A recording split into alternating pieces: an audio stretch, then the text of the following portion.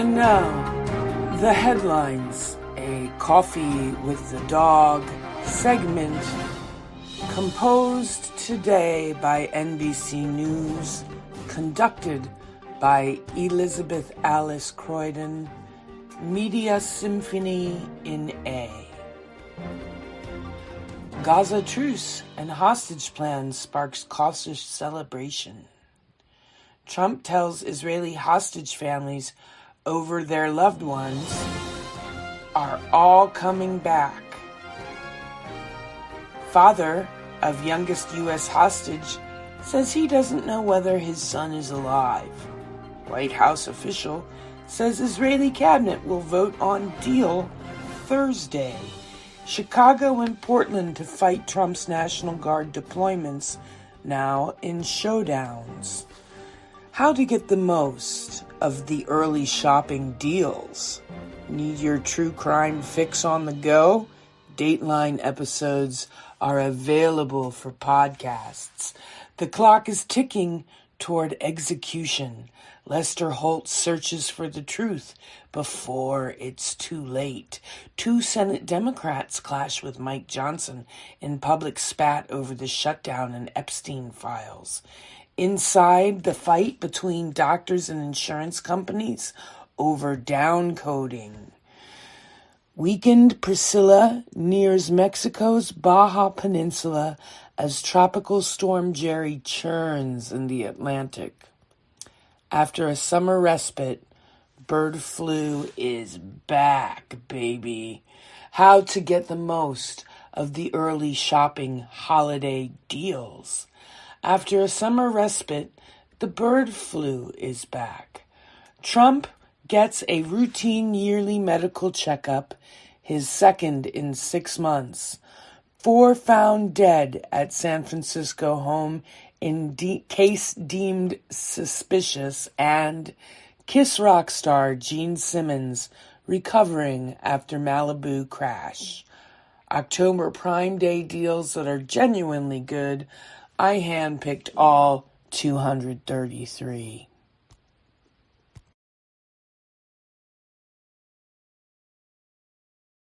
The opinions expressed on this program are those of the host or guest and should not be interpreted as statement of fact. Something just happened there. Independent fact-checking and corrections are encouraged. We got a cup of coffee in here, please.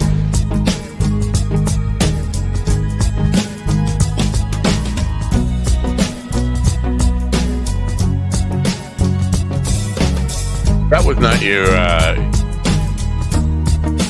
usual opening, but this is going to be a very unusual day. I'll tell you that right now. I'll tell you that. I can't get no normal days around here. Damn good coffee and hot. Right. Let's see about this. My dog is your mind's best friend. Everything is all weird. Everything is all weird. What's going on over My dog is your mind's best friend. Yeah. Wake up, America. You've got a dog that needs walking. That's right, sunshine. Just put on a big pot of strong coffee and get ready to take your little hate mail with your opinions about kumbaya and flat earth insanity. Stand-up comedy? You want stand-up comedy? Well, we've got sit-down comedy. It's time for Coffee with the Dog. You make me laugh. One of these days, I'm telling you. I tell you, I can't get no... Oh, my God. Wait. Are we running? Oh, what do you mean? Why are you stopping me? Don't ever stop me over there. Connect.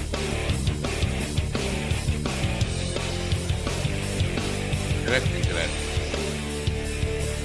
What's going on the radio over there? Hi, Hart. What is this? What is this? Wait till the last minute to good morning, folks. Are we connected? Yes, we're connecting still. Over there, I don't know what's going on the radio. Are you hearing me? If you're hearing me, just I can't can't really let me know that we're broadcasting. I guess I have to go check the radio app. Anyway, good morning, folks. It's Thursday, October 9, 2025. Strange start to the program. Here's the deal.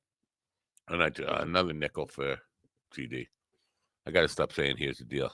I'll find something else to say. Like here's the scam. Here's the scam. Yesterday we had Chad O scheduled.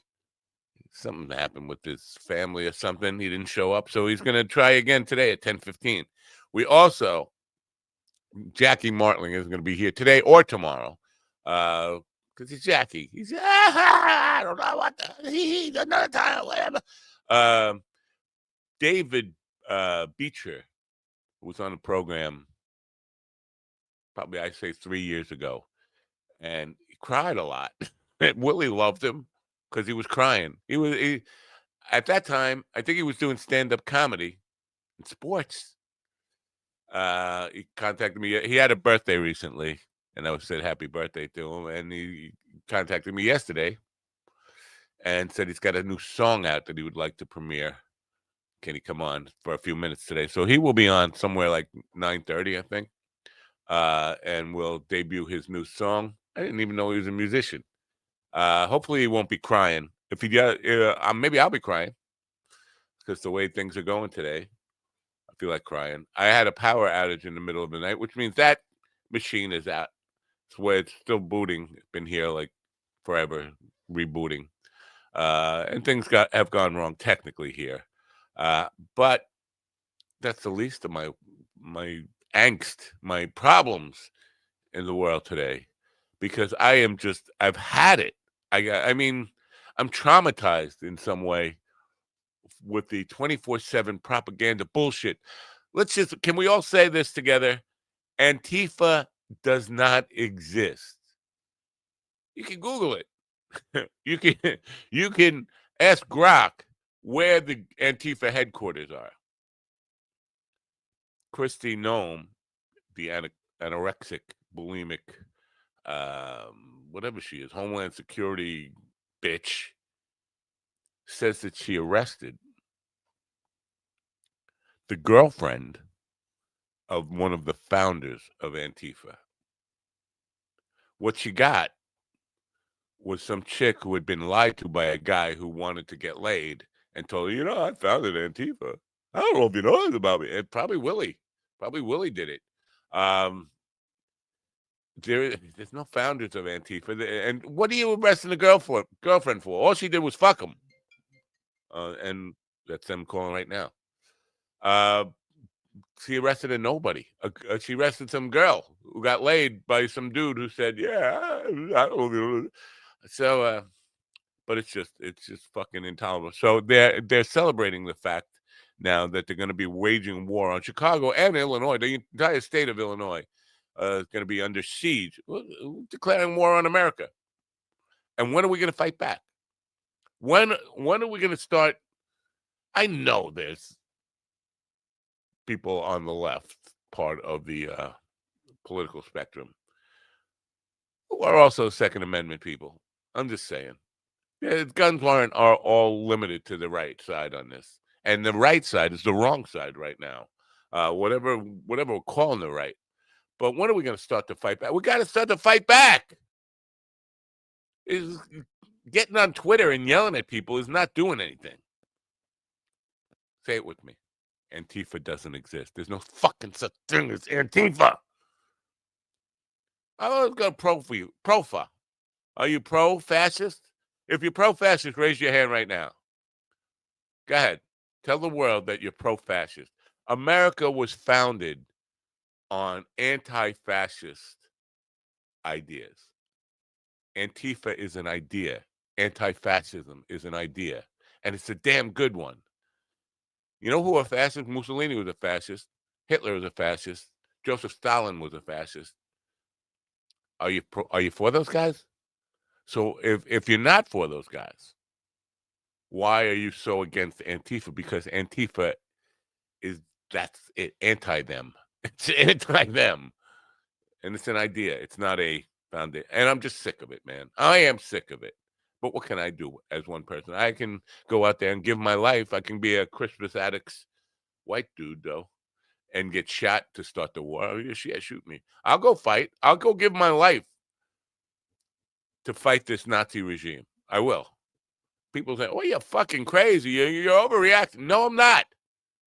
They are waging war on America and laughing about and having these tea parties. Jack Posobiec says he's afraid that he's going to get assassinated. You're not important enough to assassinate. You know how fucking full of yourself you have to think you be to think people want to assassinate you? Nobody wants to assassinate you, Jack. You're a nobody.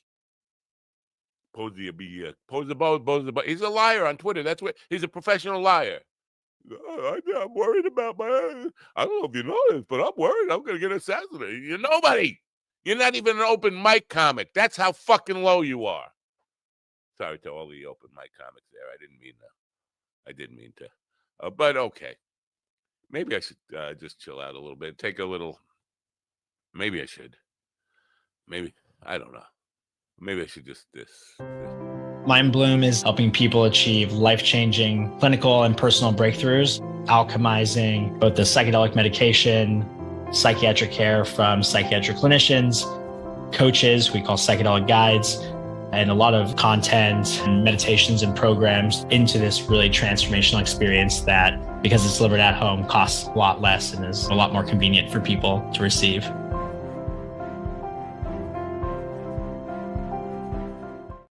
A live 365 thing. Ladies and gentlemen, in the room with me now, a man who has never been assassinated, I think, T.D. Fenderson. Good morning, America. MindDogTV.com. It's day 9 of our Coffee with the Dog government shutdown advent calendar. What do we have today? My goodness, let's open up the calendar and see what we have today. It's a sweet and hard plush toy that goes in any opening except a job opening. Trump's way of saying, go screw yourself. Wow, it's amazing. Go to MindDogTV.com and get your government shutdown advent calendar. All proceeds from the sales of this calendar go to a cause. Support your local mercenaries and enjoy the suffering. You know what? Fuck this. Live 365 is not rerouting stuff. I gotta go. Technical issues. Every time there's a boom, whatever happened in the middle. I don't know if you're having no issues over there. We're having a tropical storm or remnants of a tropical storm knocked us out of power for a while, and the radio app is wonky. Let's just say wonky. Can we all say just wonky together? Wonky. Thank you very much. I said that for us all. Anyway, I don't know if you noticed. Maybe you didn't notice, but Elizabeth Croydon did news this morning, not the Rev. Well, the Rev did one, but I didn't play that. I played Elizabeth Croydon's news. Is the Rev going to be distraught about that? Because we could play his news before David Beecher comes on. If that will. I don't want to make him feel like he did something for nothing. Or checks for free. Huh? Something for nothing and your checks for free. Oh, yeah. Something for chicks for free. Yeah. Does he get chicks? I don't know. Oh, you can't answer that, can you? Oh. No. I don't know everything about him. People, just afraid. People seem to think that we know everything about each other. I don't. Take the fifth. I don't want to incriminate myself and the Rev because I know. What is this? People, I just made a video for you. No, you didn't make a video. I don't want to see a video. This is not a porn video, by the way. And who's this? Who are you talking to? I have no idea. 'Cause I didn't make a video for you. Siteswan? Your message from Siteswan. They want me to sell what? They want me to sell websites. I don't want to sell websites. I did that. I've been down that road many times selling websites. Okay. I don't want to do it, but they just send me a video. I made this 5-minute video just for you. Got 5 minutes. I just recorded a quick video showing just you how. For you?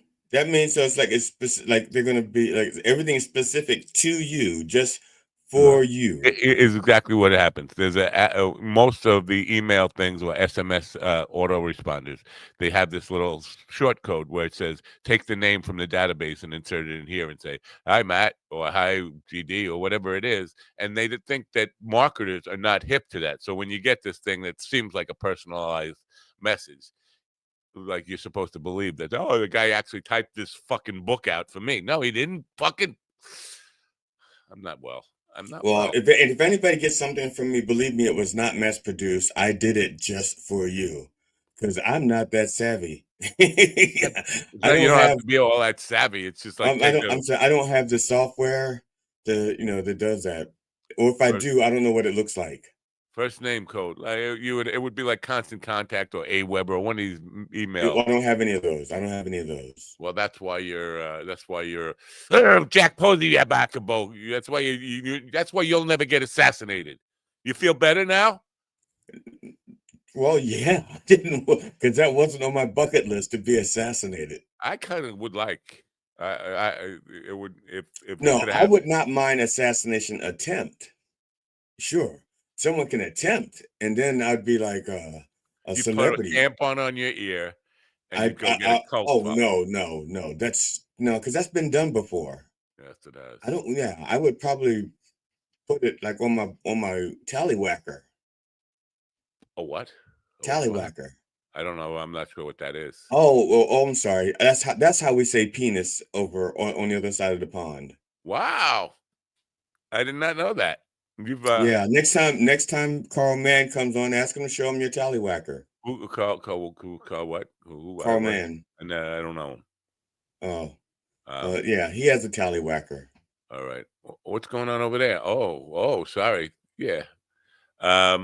Yeah, anyway, were you here? You weren't here with David Beecher last time, were you? Name sounds familiar, but I don't remember somebody crying that much that Willie got a hard on. Oh no, Willie got a hard on, and I was just like, I can't take it. I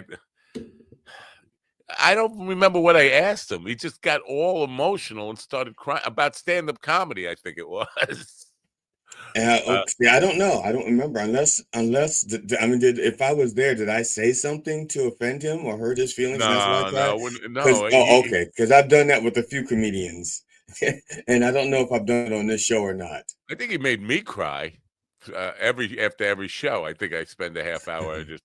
Yeah, I've had a few comedians. I didn't mean to make them cry. They were just being so fucking rude that I just let into them. I'm sorry that I can't do it. My voice is too early in the morning. I was going to do John Lennon, Jealous Guy. I'm sorry that I hurt you. I didn't mean to make you cry. Wait, one more. Is that a real song? Yeah, it's a John Lennon song. I'm a jealous guy. Oh my God. What? I mean, years ago, I had this dream that I wrote this song, and it was okay. I was doing a duet with my bass player. And the stage I don't know which college we were at, but the stage was set. The audience was sold out. Phil was standing on the stage with his bass, and there's a piano in front of him. And I was running late. And Phil is not the kind of person to run, he starts on time. And so I'm running late. And so Phil says, fuck it. He starts playing without me. So he's hammering the bass with his left hand, and he's playing the chords with the piano, and he starts singing, I didn't mean to hurt you. And no, I never meant to hurt you. It didn't mean to make you cry. And this is a song apparently that I wrote. In the dream, I wrote this song. And so I'm trying to catch up to Phil, and the women are like, and the women in the audience are just crying and crying. And I try to catch up to Phil in the sheet music. Okay, I don't read sheet music. Okay, I memorize sheet music. So this is a song I wrote. I'm going to read it. We're going to perform it. I'm going to read the sheet music, and I'm going through the sheet music trying to find out where he is. And I get to this one page that says, "Do not turn this page." And I said, "But that's where Phil is. He's on that page." And I turn the page. I wake up and I lose the song. How long ago was this? 7 years ago. 8. Well, even that's still long enough that it's remarkable that this is a dream you had 7 or 8 years ago, and you still remember it in such detail just wow. I mean, I barely remember last night's dream. I don't have a dream last night. I dreamed I was dead, and I woke up and it was true. I was dead. But it affected you that you remember it 7 or 8 years later. That's a hell of a dream. Carl says call that person I don't know, the tallywhacker guy.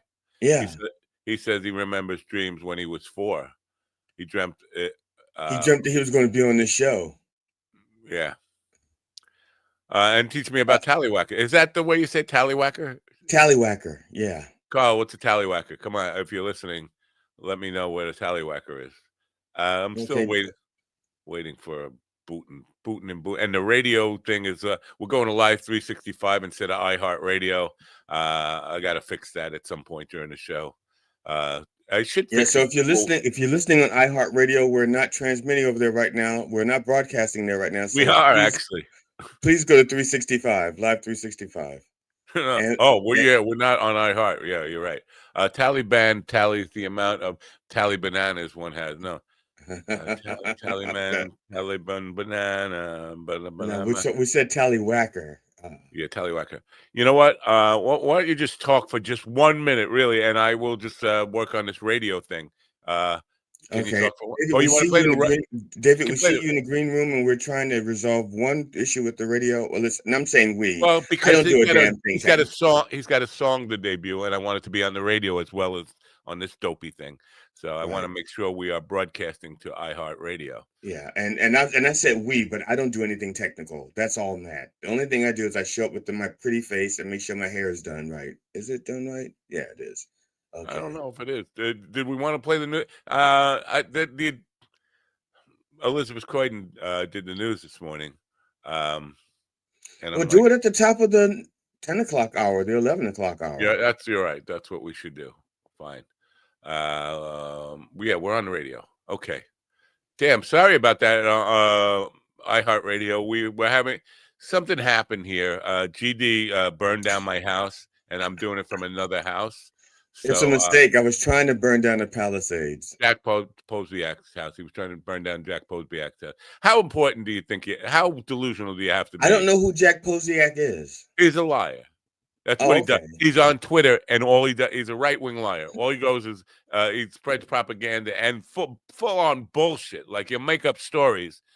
And he's been doing this for 10 years, like, on Twitter. This is what he does. This is what he does for a living. He goes on there and says, I got raped by 10 Mexicans last night, illegal alien Mexicans. They fucked me.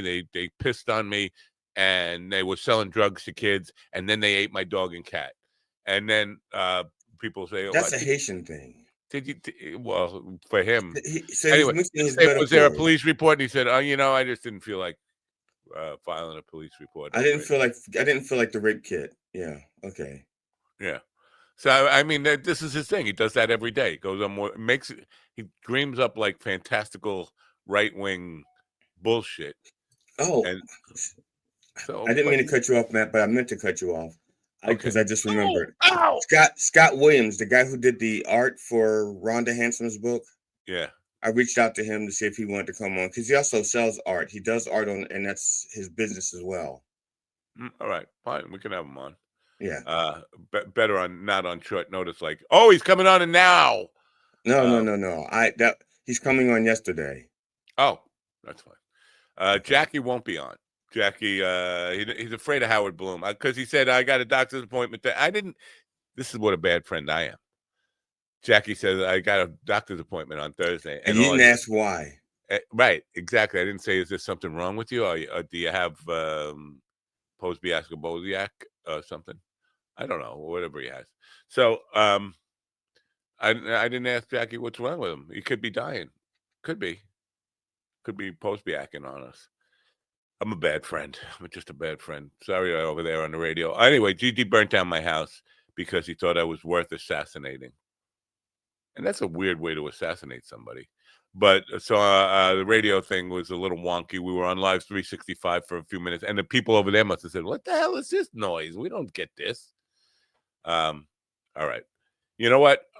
I'm gonna bring David Beecher in, and I can't even read a good intro for him because this machine is still booting up because in the new house the power was out this morning. So I'm just gonna say David Beecher. I thought he was a sports guy. I thought he was a comedian. Apparently, I had it all wrong, and he's a musician who last time on the program cried a lot of bit. Anyway, he's here now. Let's say hello to David. David, good morning. Good morning, everyone. How's it going today? It's going. Now, what do I? Before anything, I got to explain myself of why I cried, I guess, last time. No. First, before that, before you even get into the crying thing, you were doing comedy and sports, no? Or am I wrong about that? Because I thought you were like mostly doing stand-up comedy, but also had an affinity for sports and were doing some kind of sports thing. No? Yeah, I did try the stand-up comedy thing, 4 years ago or so. Tried to do my own events and all that, but I've been a hip hop artist since 2004. Wow! Since I've been in college, I have over 7 underground albums. I have a 4-song EP under the moniker One Man Show. That's what my rap name was this whole time, was One Man Show. But this past year, I brought out a new song, which we're going to debut, called Sports Motivation Music, Just Do It. But it's going to be under my real name, David E. Beecher, just to get rid of all the old stuff and just start fresh. And this song is amazing. I think One Man Show it wasn't bad because people would go there not. One man show. It must be Jackie Mason. It must be. I'm sorry about that. But people I know who've done. It's Joan Rivers. Is she dead? Jackie Mason. Yeah, when you hear the name One Man Show, you don't know that that's a rapper, hip hop artist. Right. So I figured if I just put my real name, then you could, register like that's an artist name. All right, that's fine. So, what do you remember? Why you cried last time you were on the program? Oh yeah, because my life has been a lot of rock bottom moments, a lot of roller coaster moments, and I started the stand-up comedy thing for my dad who passed away like 12 years ago. That was his dream. He told me that he always wanted to be a stand-up comedian. So in the Poconos, when stand-up came into the community, I tried it out. Things were going very well. I was elevating the new levels, got to be on, an interview with you on a podcast. I was running my own events called Comedy Slam. So I was just very emotional that things were finally going in my direction and good in life. So I'm just, just happy that I could go from rock bottom to that moment. Well, Willie loved it. He wanted to have you on like every day. I don't know, Willie. Not that he's a sadist. He just responds to crying and emotional outbursts. So I had a little bit of one yesterday. There's nothing wrong with being emotional about things. You gotta let it out. Yeah, mental health is very important. I thought that's what bathrooms are for, but okay, I'll bite. You'll bite. Yeah, but you have to let it out. I'll bite. Are you a screamer or a biter? I'm trying to work with. Depends. Sometimes I bite until I scream. All right. Do you have a shovel? Because as David just mentioned, all his hip hop stuff was underground. So, I was thinking when he said that I have 2 parents underground and 1 sibling underground. The others are cremated. Do they have turntables so they can listen to David's stuff while they're underground? No, but my father frequently turns in his grave when he hears the material I'm doing. That doesn't mean he's dead. That means he's still alive. His hearing still works. Yeah, somehow. But we should dig him up then because that's why he's turning. He's trying to get out. Well, is he one of those? Way out. Is he one of the fake laughs in the special? I don't know what my father's laugh sounds like. So I don't know. I don't know what my father sounds. I don't know what my father's laugh sounds like. Oh, I don't. He died when I was so young. I don't know what his laugh sounds like. Oh, because you were so young. I was gonna say. Right. I mean, I actually have my father's voice recorded on some songs I did back in the day. I did a prank on him where on my lunch break, I went to where he was working, took his car, moved it to the other side of the parking lot. So when he came out of work, he thought the car was gone and I took it. he left me voicemail after voicemail, fucking pissed. So I have those voicemail saves, and I put them after the end of some of my song tracks. So I still have his voice, even though it's yelling at me. I still have his voice, even though he's passed away now. Now I tried to. My mom had this is a long time ago. I bought my mom a cell phone, a cell phone, so in case, because she was getting older, and if she ever needed anything, she could reach out to me. But she didn't know how cell phones work, and I didn't know she didn't know how cell phones worked, and so she locked herself out of her car. And so this is the first time she used her cell phone. She turns it on. She calls me because my phone number was programmed in. She turns on. She calls me and says, I'm locked out of my car. I need you to bring me my spare key. I'm at the store. And she hangs up and she turns her phone off. So I get the message and I call my mother and it's going straight to voicemail. I said, Mom, when you get this, call me. You didn't say what store you're at. You didn't say what town you're in. You didn't say anything. And so nothing. She didn't call back. And so I started saying, okay, my mother calls, she says, I'm at the store, which means she assumes I know which store and what. So I'm going to myself and say, what's coming up? It's okay. Oh, my niece's birthday is coming up. Her granddaughter's birthday is coming up. Okay, what was she going to get her? She was going to get her a toy. I said, okay. Where would she go? She would go to Toys R Us. The closest Toys R Us is to her house is, oh no, but she doesn't like that one. She says it's too ghetto. So she went to the other Toys R Us. And so I get there, I find my mother's car. I open it up, I get the keys out, I close it back up. I find my mother in the store. She goes, and it took me 90 minutes to find her. And she goes, what took you so long?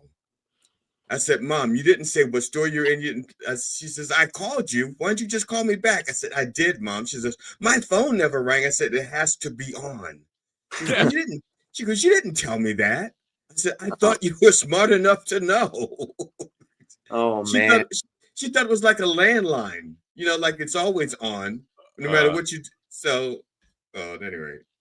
This is very sad. This is the saddest story I've ever heard in my life. I think I'm just going to call it a day here now and go cry myself a little bit. Well, in fact, that wasn't a song. That wasn't a story. That was actually the lyrics from one of David's most recent songs. You should have dreamed it 7 years ago. I wrote that in the bathtub. Yeah.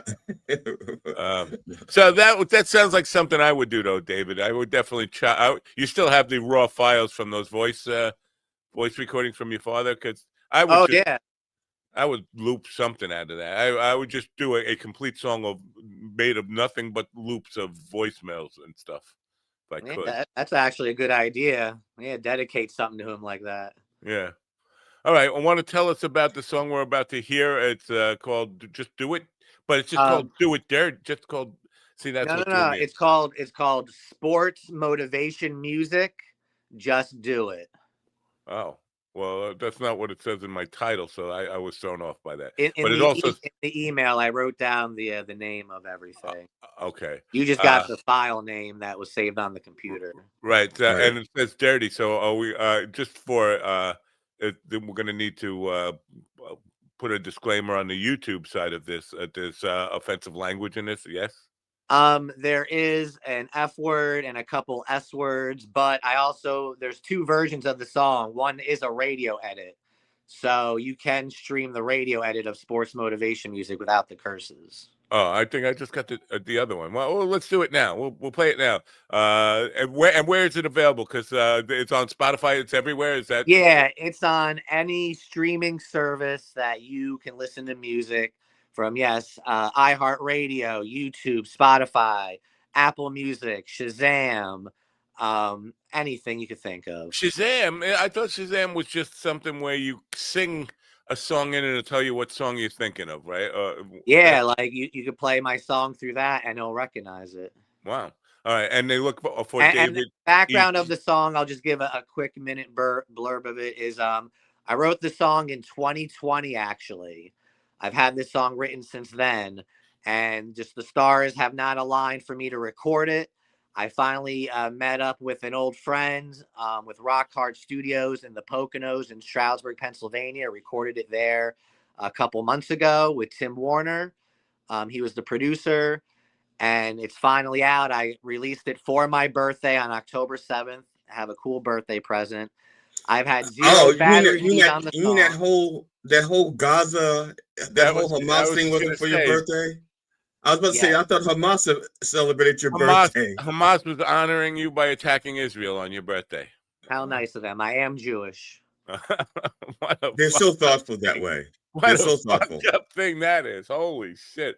It's like imagine people born on Pearl Harbor Day or 9/11. Your birthday is 9/11. That's what David's like. He's got Except for he is actually affiliated with the group that was attacked. Yeah, and affiliated with LeBron James's stupid prank he did the other day with his second decision. I don't know if y'all saw that. No, what was that? LeBron James came out with an ad a couple days before that saying he had the second decision, which his first decision is when he joined the Miami Heat. That was that big press conference. So he has the press conference at 12 o'clock on October 7th, and it's for an ad for Hennessy. It was all for a Hennessy freaking advertisement. And Laker games went from $80 a ticket to $700 a ticket for the last game of the Lakers season because everyone thought he was going to retire. So people got scammed out of all that money to buy the last Laker ticket. Wow. Wait, the Lakers didn't raise those prices? The ticket scalpers did, right? Or am I wrong? Like StubHub and stuff. Yeah, like I was gonna be if the Lakers did that. That's they're gonna. Anyway, the song is "Just Do It." Yeah, sports motivation music. It's dedicated for athletes, sports teams, people working out, something to pump you up. It's an energized, pumped up song to get you going, and just do it. Just do it, baby. Sports motivation music. Go, go, go, go, go, go, go, go, go, go, go, go, go, go, let's go. Wit in the bag, ball in your hand, dribble quick to your pass to your man. It is a plan, ignite the fan, usually rock, no fuck that slam. Motivation, compete racing, win that chip, that's what we chase. Well blood tasting, no complacement, we don't quit, we keep on facing. Gotta do it, you gotta go through it, we can't lose it. Win, gotta do it, we can't lose it, we gotta go do it, we gotta go through it. And just do it. Fierce head on, we stay strong. Practice will be all day long. Fight that fight, all our might. Sacrifice, pay a costly price. If we win, know where we do. You know what we did to you. We're the champs, that's the hook. We earn that shit, we ain't no crooks. So go find us in history books. MJ reading book, coming shook. Past my guns, but too much took. Who do you think's the best? Let's look. Got my man, know you wanna feel this. It's my A, know you wanna hear this. Perseverance, my team fits. Let's all get down right to business. You gotta do it, you gotta go through it. We can't lose it. Win, we gotta do it. We can't lose it. We gotta go do it. We gotta go through it and just do it. You gotta do it. You gotta go through it. We can't lose it. Win, we gotta do it. We can't lose it. We gotta go do it. We gotta go through it and just do it. Just do it. Just do it. Sounds like Willie. Just do it. Do it. Do it. Do it. Do it. Go. Go. Go, let's go. I'll forget this might take a minute, cause we be killing all this field. Time is now, reach the crowd, all this fan barking become real loud. Be a beatdown, MVP now, snatch 8 and round. Losing 8 a lot harder, Michael shout. Never cat us out, better shout it out, go hand us the crown. Gotta do it, gotta go through it. We can't lose it, man, we gotta do it. We can't lose it, we gotta go do it. We gotta go through it and just do it. We gotta do it, we gotta go through it. We can't lose it, win, we gotta do it. We can't lose it, we gotta go do it. We gotta go through it and just do it.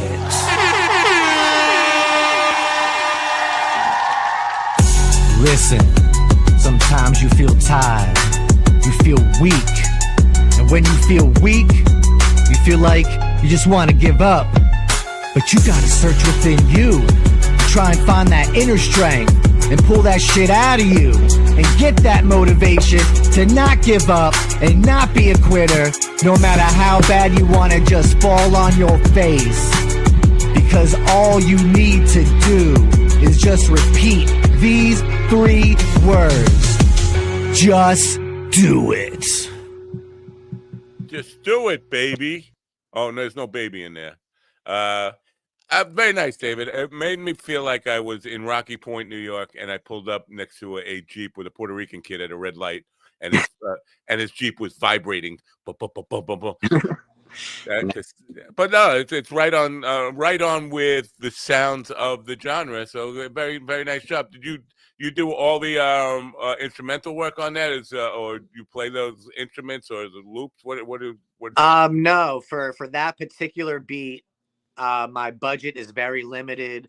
So I went on Google. I wrote free hip hop instrumentals. Found a website that gave away free beats. Listened to many, many, many beats. Decided on that one, and that's how I picked that beat for that song. Wow. So my question is then, if you had the words written first, because obviously when you do the words, at least when I write words, there's a certain rhythm inherent in the way I phrase things. Yes. When you got the music, did it already match the meter that you had with your words? Did you have to like? Nah, the words were originally at a slower pace. It was like win in the bag, ball in your hand, dribble quick. But then once I found the faster tempo beat, and because I know the song by heart so well, I could rap it fast, and it just made it fit even better. Wow. That one voice, when you go into the low voice, do it. It sounded like Willie doing Naked Wines commercial there a little bit. Just do it. Yeah. Well, very nice. I have one question about one lyric. You said, and it says, I think you said you may want to fall on your face. I think. Like, I don't know that anybody wants to fall on their face. I don't want to fall on my face. Yeah, that's why you don't want to. You can't give up. You got to keep moving. No, because of my nose, I'll sneeze. When I hit my nose, I'll start sneezing. Other than that, great property damage. I want to fall on the back of my head and crack it open and just die that way. That's where. But I definitely feel like. But a side note to that speech at the end of the song is an homage to Eminem, actually. In his song "Till I Collapse," that's the exact same speech he gives in the beginning of his song before he does his verse. What happened to Eminem? Do you know? Is he done? He has his own store. He has his own store in Times Square, doesn't he? Yeah, he's doing great. He just came out with a documentary called "Stands" on Paramount. Right, and he has an Eminem store in Times Square in New York, so he's doing pretty good. Yeah, I'm not paying attention to GD because you never know when he just became a grandfather. Wow, that makes me feel fucking old. Holy shit! Because I was like 40 or around 40-ish when he started coming into the public spotlight. He's a grandfather. That makes me feel fucking old. But yeah, I think I'm beyond motivational health. 5th grade when I first listened to Eminem. Wow. I was this old, 66, when I first listened to him. I heard him, but I didn't listen. It was just pushed on me by. Yo, what if you had one chance, one opportunity? What about it? Would you let it blow slide? it, or would you cry? Yeah. I don't get the reference. You don't? No. You know why? Because I'm old? Maybe. Where were you during the late 90s and early 2000s? Where the fuck were you? I was in my own band playing music. Yes, you couldn't escape that song. Why are you telling me I couldn't escape it? Apparently I did. I don't think you did. I remember there was a movie 8 Mile. Yeah. And so I remember that because I was working in Detroit. And I said, I want to see this road 8 Mile. And actually, I take that back. I was driving, I was working in Michigan, and I was noticing that there was these streets a mile apart each. And one goes 1st mile, 2nd mile, 3 mile, 4, and then it gets up to 8 Mile. And then I went, shit, 8 Mile, that's a movie. And then it took me 7 miles to realize that actually was a real place. Yeah, well, I think that the song was a hit. It was already played out by the time the movie came out, but that song was a major part of that movie and the music video. I didn't know the song. I just knew that there was a movie, and it didn't even dawn on me until I actually crossed that street. I was like, I thought I was the most unhip guy in the world. It turns out you are. So no, see here, the difference between you and me, Matt, is that I listen to precursor to hip hop back when it was still basically hip hop. Yeah, when it was protest music back. Hotel Motel, Holiday Inn. I used to listen to like the Last Poets and stuff like that. You listen to Humpty, the Humpty Dance. That's No, what you I you know have who he is, but no. But once Humpty Hump to the Humpty. hip hop and rap got what's it called when you steal it? Commercialized, and the record companies are saying like Commercialized isn't stealing. well, Yeah, no, well I'm trying to think. Oh no, it's appropriated. Appropriated, that's it. Because at the beginning it was like almost all protest music, and then all of a sudden it's like, okay, we understand you're having a hard time. We want to hear about bitches and hoes, and I was like, okay, I stopped listening. That was it. Once they started going, my bitches, my hoes, my gangs, my this, my that. You're not interested in bitches and hoes? Not at the not like that. No. So because it stopped, so as far as I was concerned, they stole the art. They removed the art. It stopped being about the people. It started being about the money. Hmm. But the difficult thing now with today's music is it's all AI generated. People are just, getting AI generated. Well, not all. lyrics, Not AI all. I guess a good chunk of it is. I won't use AI for music. So, but of course, no one knows who I am. But that's fine. Yeah, I'd rather do it myself. Like, you have a better feeling, that you entertain people because of your brain and what you wrote down. Yeah, I'd rather have a flawed version of me out there than a perfect version of AI thinking and people thinking that's me. Yeah, I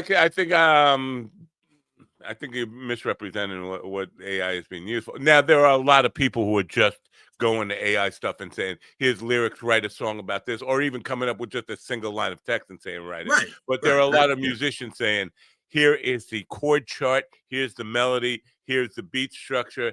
And what it's for is really because a lot of musicians are not the best engineers, and mastering and getting it radio ready sound wise.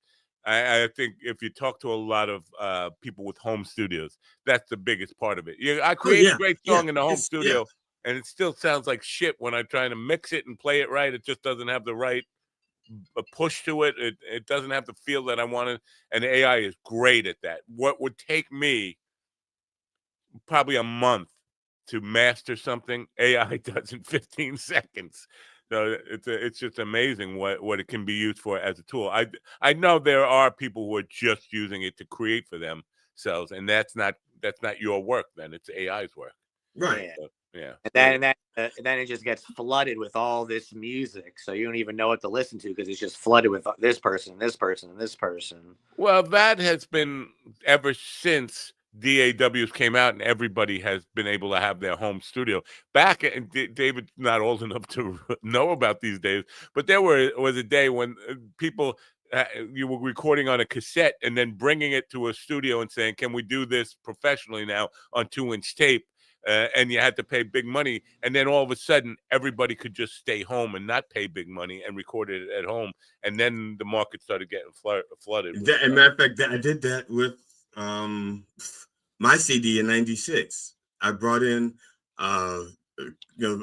cassette saying, okay, this is the rough version of what I'm bringing in. And some of the stuff, I remember one engineer goes, I wouldn't do this song. This one it's just, I said, wait till I'm done. I said, this is just a 4-track version. Wait till I'm done. You'll love it. And when I was done, he was like, holy shit, I really like this song. But yeah.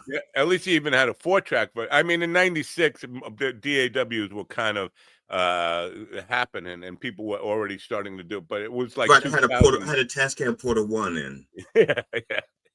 When I started rapping in 2004, I would just burn my CDs from a computer and then get my CDs out to people. That was it. Yeah.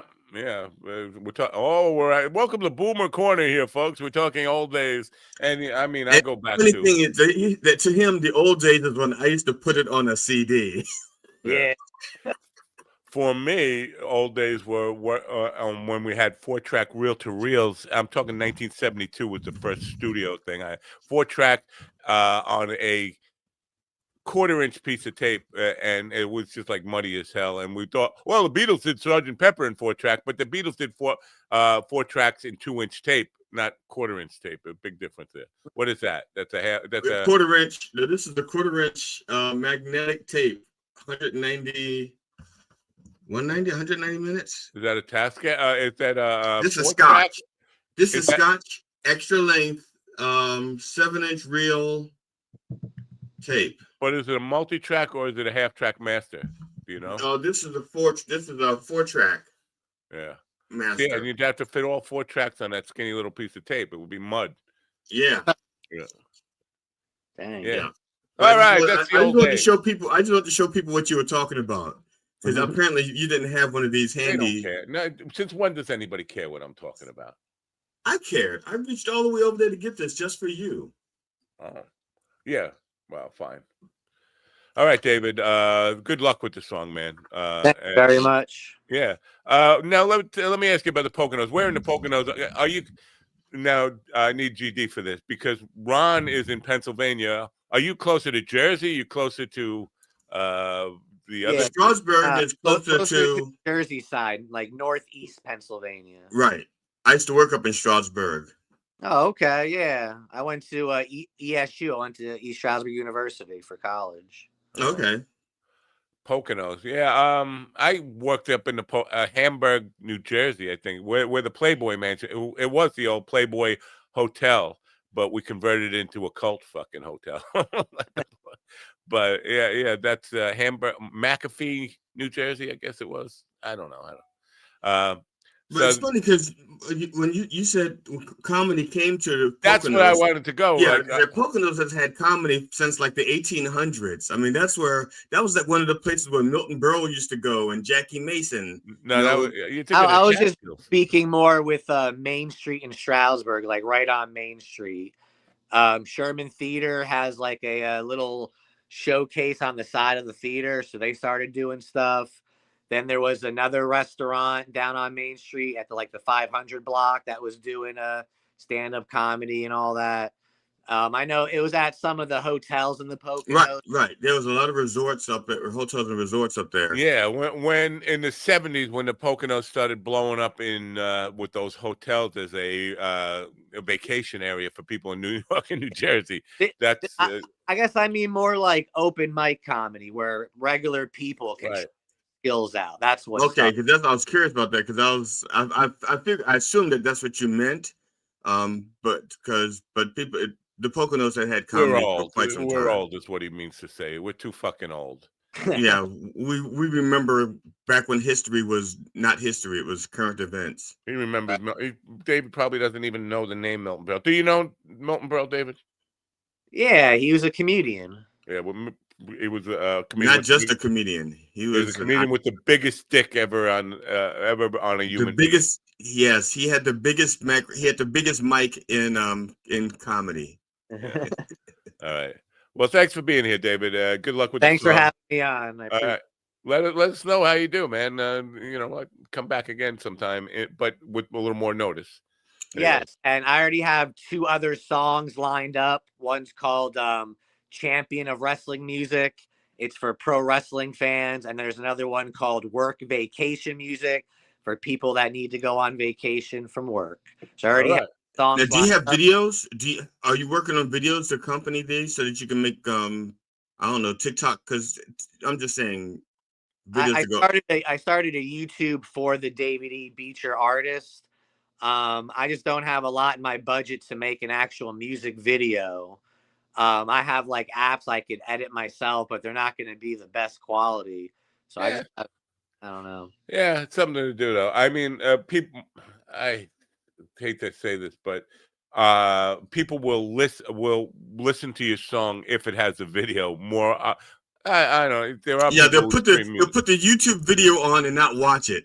Right. Just listen to it. That's absolutely true. And you get more listens if you have a video than if you don't, even if it's a shitty video, even if it's just a. Because I made a video for it already. I just took clips of different sports teams and sports like people celebrating and having big moments, and I just made that type of video. But yeah, because for the video for the song you just did, you kind of would like to avoid copyright infringement, so you want to use like AI and general nondescript teams and nondescript audiences, so that you're not, having to worry about trademarks being shown and stuff like that. So like if you're showing somebody boxing, they'd be boxing just a regular black bag and not an Everlast bag, so you don't have to show, give money to Everlast or something like that. Yeah, that's a good point. Right. It's a great point. And David will be sponsoring Hennessy, so go see David. And I'm sorry. And LeBron. Yeah.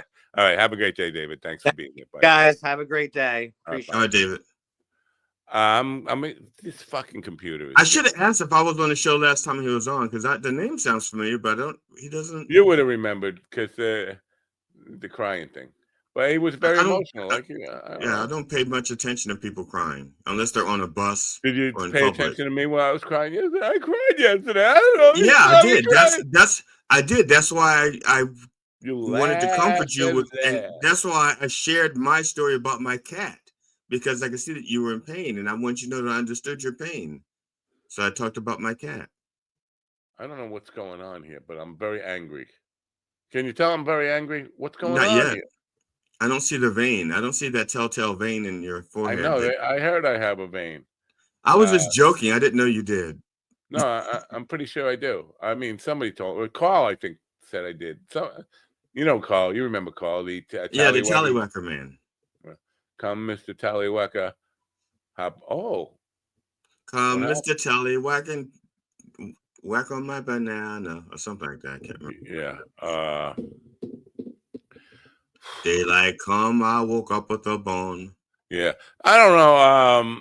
I wonder if Chad O is going to show up here today. Maybe. How do we know? Lady Jane Grey. We'll find out when he shows up. Oh. Yeah. Can we talk about this? When are we going to fight back? I thought we started. We did? How do we start? What did we do to fight back? Well, Hakeem Jeffries was being interviewed last night on a show. And he said, I'm going to write a strongly worded letter. Well, actually, I think he said he was going to use 2 letters, an F and a U. I don't know. I didn't listen to the interview. They're not fighting back. We might as well just surrender. You got 2 choices here. You lay down, you show your neck and say, stab away, or you fight back. And it seems like we're choosing the other. Like, just letting them get away with all this fucking propaganda. Well, there's protesting around the country right now. There's lawsuits around the country. Where's the protest? I want to go. Portland, Chicago. They're protesting? Yeah, there are protests out there. They've been showing the videos on the news. Hundreds and thousands, between hundreds and thousands of people in front of the. Matter of fact, there was a minister got shot in the head by one of those bullets. That's what I'm talking about. They shot him with one of those salt pellets. I think is what it's called. It's not a real bullet, but they shot him in the head. And this was in Portland. I got a beaver for you. He's wearing a short bus helmet. The Beef Man's here. How are you? Good morning, Beef Man. Hi, good morning. I'm just getting prepared for modern warfare. See, now he could get shot in the head and not even feel a thing, right? You would get shot. No, he would feel something. He would feel something because there's kinetic energy. Oh yeah, so, for sure. Yeah. Definitely feel that trauma. Yeah, absolutely. People think because you're wearing Kevlar, you don't feel shit. No, the Kevlar just stops the bullet from penetrating your body.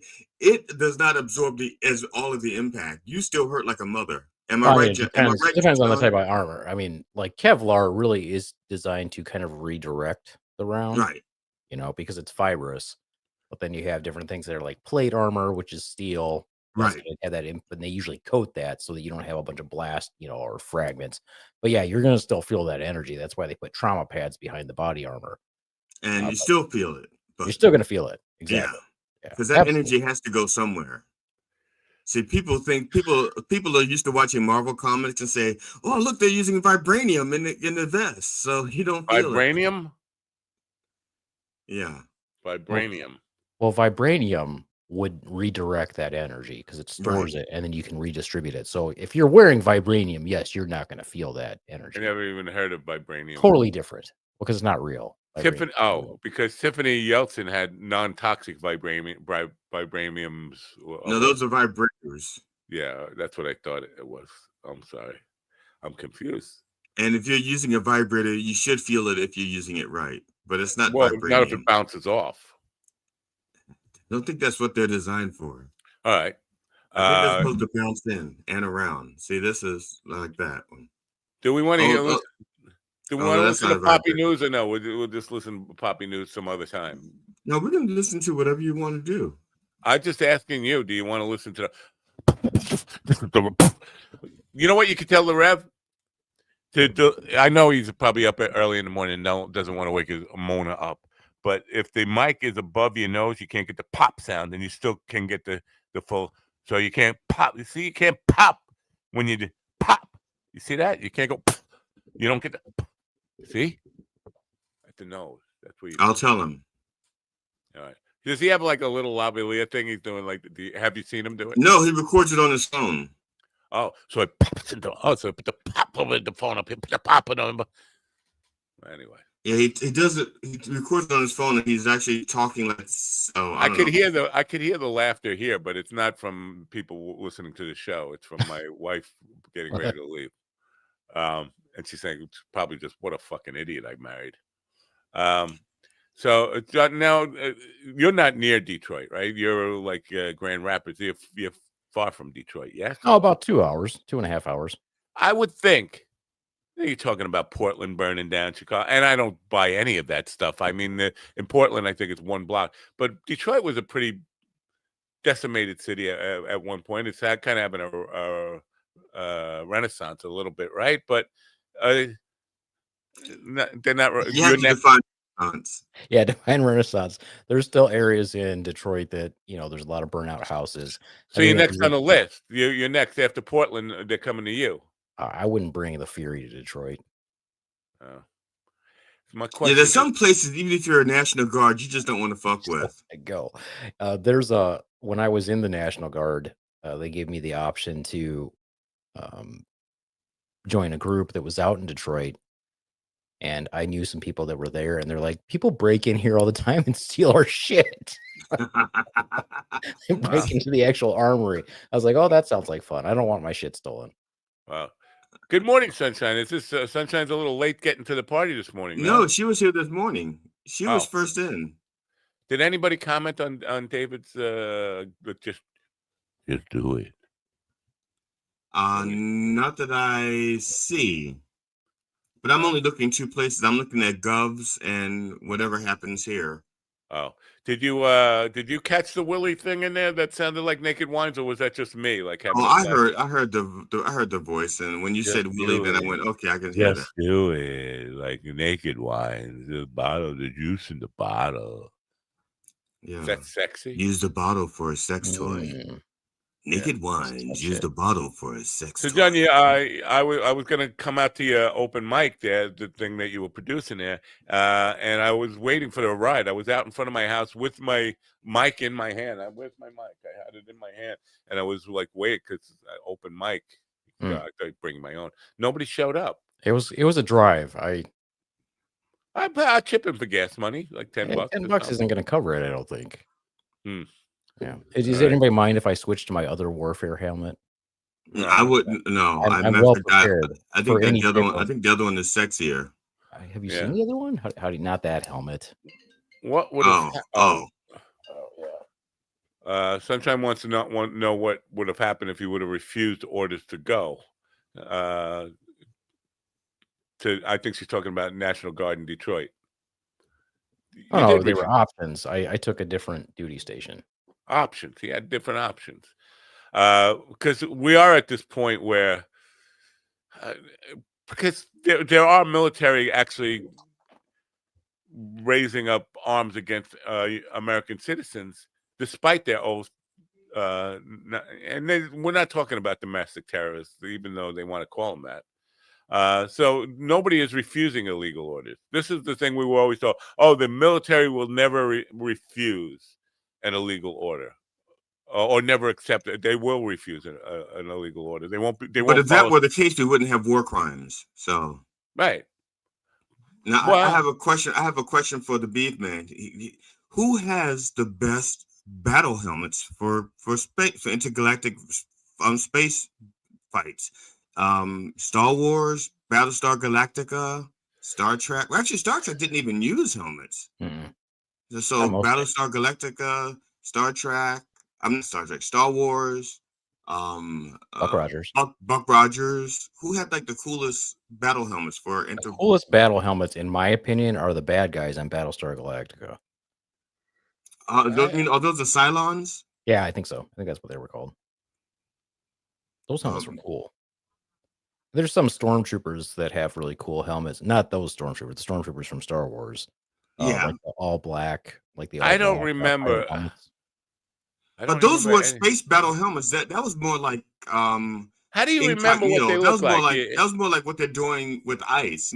We're just hiding your identity so you're menacing. That's not. They didn't just put those on just for battle. They wore them like to the bathroom. They wore them to meet their girlfriends. They never took them off. Well, I just want it to be known that I'm prepared for space battle as well. Just in case this is now. Are you eligible? Are you eligible to work at Space Force? No. No, this is, should my people come back. Yeah. Okay. I inquired about, and this is going to piss John off. I'm not saying I tried to enlist. I inquired about enlisting when I was like almost 40, and they said, you're way too fucking old. That was 1998 or something, 1997. Yeah, some time ago. There was a period of time when they were letting people join who were older. Back in I think it was 2012 or 2013. A friend of mine, she was over like, I don't know, 30 something, and she messaged me, she's like, hey, I just joined the Guard. I'm like, why? Imagine that. I think my wife tried to enlist when my stepson was enlisted. It was like right after 9/11. He enlisted in the infantry, and my wife tried to go. She was already like in her 40s. She was like about 40 or something, and they wouldn't take her because she wanted. Imagine that. How fucked up would that be? I joined the Army, and my mom came with me to boot camp. That was a movie. Don't you remember that? No, there was a movie with I think Goldie Hawn was in it. I was about to say, it sounds like a Goldie Hawn movie. Private Benjamin. I remember Private Benjamin. Goldie Hawn was in with her therapist, I think. No, her son was in, and she ended up going in. I think it might have been Private Benjamin. Wow.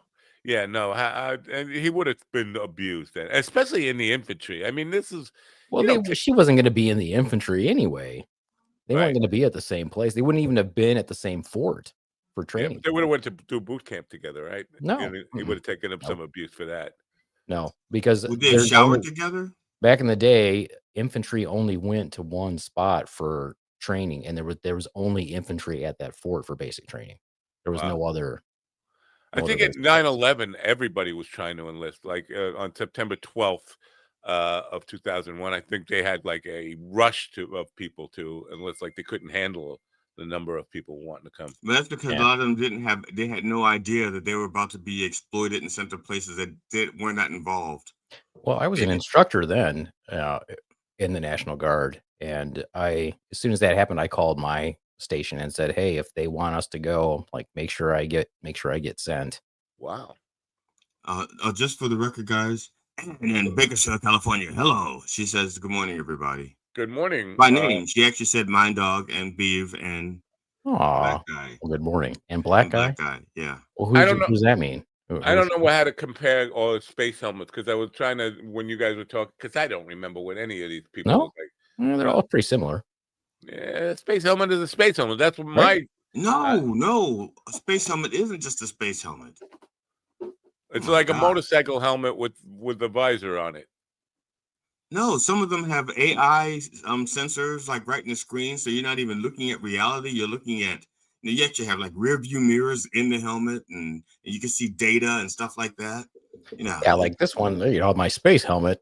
quote, that's not going to take a round. It's going to go right through it like and it's not pressurized. So if you're in a low oxygen place, you're like fucked.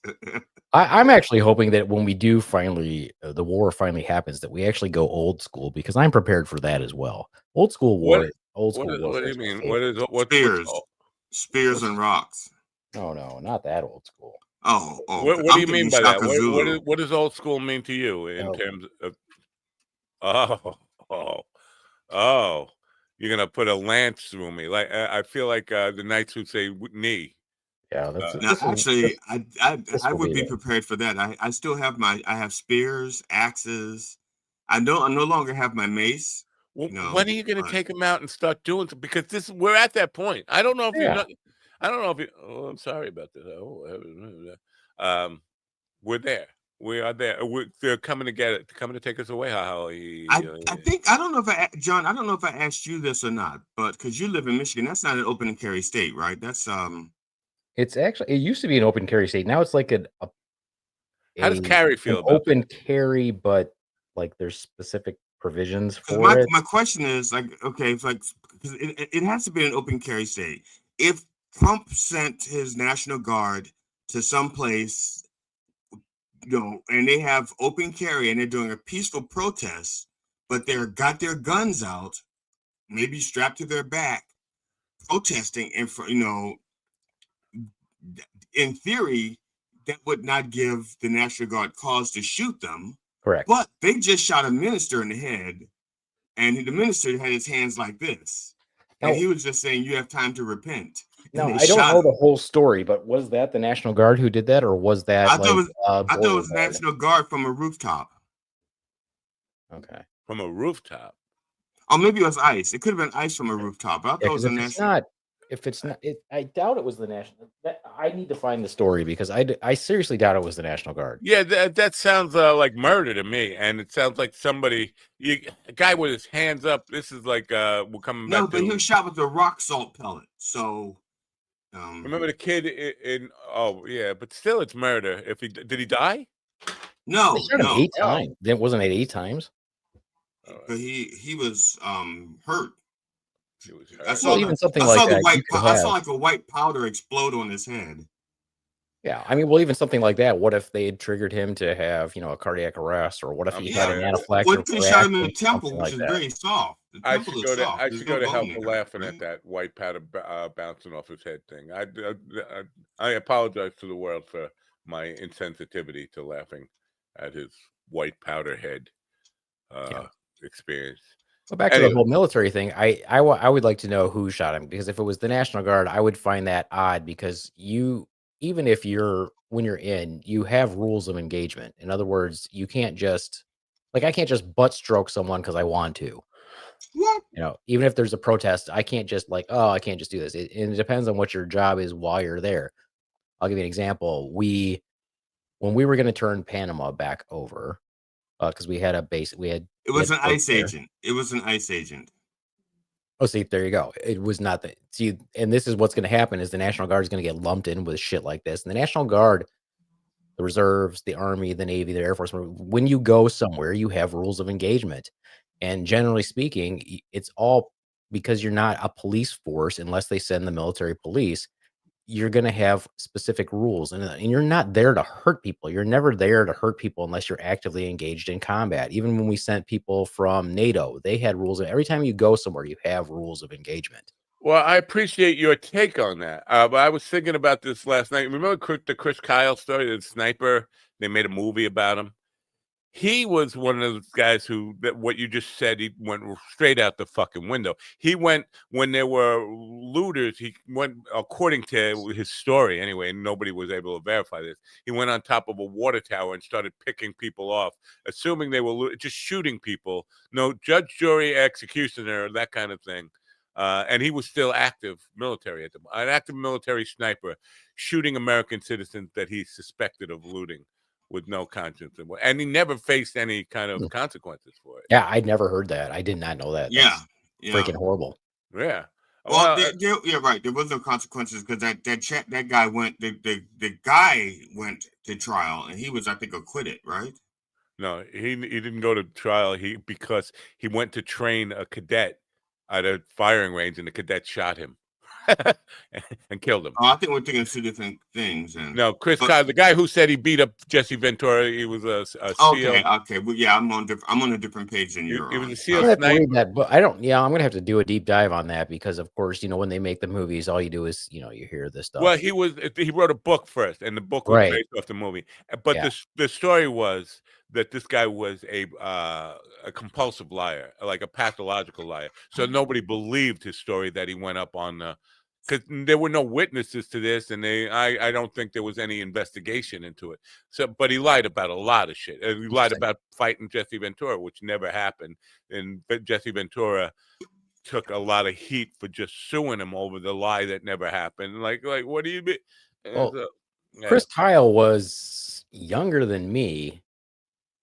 So why would you fight Jesse Ventura anyway? Jesse Ventura is 20. Because he was in a bar and he was saying 20 years older than me. Right, but he wouldn't even try to fight Jesse Ventura. He was pissed off that saying, I don't know, that Jesse Ventura was bragging about something. He's like, big mouth, showed up in the bar, and to impress his friends, he knocked out Jesse Ventura. And Jesse Ventura said, that never even happened. I never even met the guy. Why would I be at a party of old SEALs at a whatever, a reunion of old SEALs, and then get in a fight with another SEAL? It just wouldn't happen. No, it's ridiculous. Yeah. So, but I don't know. I don't know. All right, Chad O is here. But yeah, I do find it upsetting that this is what's gonna happen is the guard's gonna get lumped in with everything else, and as long as you're not getting an unlawful order, you're gonna most likely follow it. An unlawful order would be like, okay, well, we have rules of engagement, and your lieutenant says, "Up, shoot him." Like, okay, well, that's not our rule of engagement. Our rule of engagement is riot control, and the lieutenant just said, "Shoot him." We're like, no, I'm not doing that. Well, I think there's a fine line between you have the right to disobey an illegal order and you're going to follow it anyway. Well, like I said, this is the Lieutenant Colonel Jessup, the Few Good Men story, where they should have refused the order, right? The code red. Exactly, because if you refuse the order, but then you still go ahead and do it, you have still committed a crime. That's what I'm saying. There are people that still. So I'm not saying it's not a crime. If you make that decision, you're still going to be the one. You're still going to get punished for it. So right. But I'm saying there are people who will execute an illegal order, even though they know it's an illegal order, simply because maybe they just want to shoot somebody, or they sure, just but then they're a bad person bad. anyway, and they're going to go to, you're going to make big rocks into little rocks in a federal prison. Yeah, I like that Whitney Houston song. Yeah, I want to shoot. But then somebody has to prosecute them. And that's the thing under the Trump administration. Trump just told a bunch of generals, we're going to use the United States as training grounds for war. Which you can't do. I know that. And the generals didn't push back on it, at least in public anyway. That would be good to see Trump on the stand. Did you order the code red? You're damn right I did. Now, Trump would say, I'm colorblind. I don't know what color the code Trump was. would think you were talking about Mountain Dew. Let's go to the tape. We have Colonel Jessup on tape ordering the code red now. He's on, right? He gave a big speech where he ordered the code red. I don't know. Okay. What the fuck am I saying? I don't know anything. Okay, speaking of not knowing anything, Matt, are you ready to bring our guest in? Yeah, I said Chad O is here like 15 minutes ago. Didn't you hear me? No, I say he's here. Chad, go ahead, GD. Say his last name. Chad O. I'm going to do it from memory. Oshovsky? That's close enough. Chad O. He's a stand-up comedian by night, dark fiction writer by day, a part of the Austin comedy scene, and we want to definitely talk to him about that. Let's say hello to Chad O, who was supposed to be here yesterday, but had... What's up, guys? Yeah, I apologize. No, it's over with. Oh, good. You brought the books, because I had the books, but it was kind of laid out for one guy on the bottom, not for two guys on the bottom. So, yeah, your books, Dreamt and Roommate. Yeah, you actually said that right, because most people say Dream Tea for some reason, but yeah, it's Dreamt. Yeah. See, that's how English people say it. They say dreamt. Yeah. Not dreamed. Right. Yeah. Well, see, now I'm looking, because of the way it's written, I'm thinking of it like an empty dream. Empty, because when in inventory, when something is empty, we just wrote MT, which meant there's nothing there. And so I'm thinking like an empty dream. Yeah, the D and the E, M and the T are all capitalized because when we dream, that's what we produce, DMT, and there's some DMT in this book. Oh, I was just reviewing my stuff with Dr. Rick Strassman, who was the pioneer in DMT Yeah, research. yeah, And he was talking about how it gets activated when you dream. Your right. pineal gland just excretes DMT into your brain. Like, whoa, that's very cool. You should be able to do that with any drug that you prefer. Yeah, that'd be awesome. Yeah. Before we talk about the dark fiction, Yeah. I wanted because 2 days ago I saw a video I have not watched yet. I put it in my watch later. It said the Austin comedy scene is dying and nobody cares. And I was like, well, that's interesting. I would think the comedians there care. First of all, from your perspective, is it true that the Austin comedy scene is dying? I wouldn't say so. No, I think we've opened up some new clubs that are even better now too. I think maybe the Rogan hype might be fading away, which could very well be a possibility. But if you go to the Mothership website and try to buy tickets, it's still very hard to get tickets Wow. for a lot of the good shows. So I don't see them. It's a comedy tourist situation down here. You'll see people who work day jobs who take 2 weeks off to come down here and just do comedy for 2 weeks or try to get on Kill Tony for 2 weeks, and Yeah. it's a tourism aspect of it all. So as far as it dying, I know people want it to be, the fade away is just a fad, but it's not. It's not really fading away. It's not really dying. It's actually growing down here like stupid.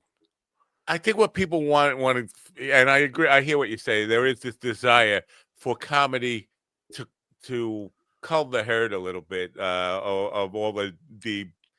And I hate this because you can't just discount people who are just starting out because they're just starting out. You don't know if they're going to get good, but Yeah. there's way too many people on that level just starting out. Oh yeah, and the Bottom thing heavy.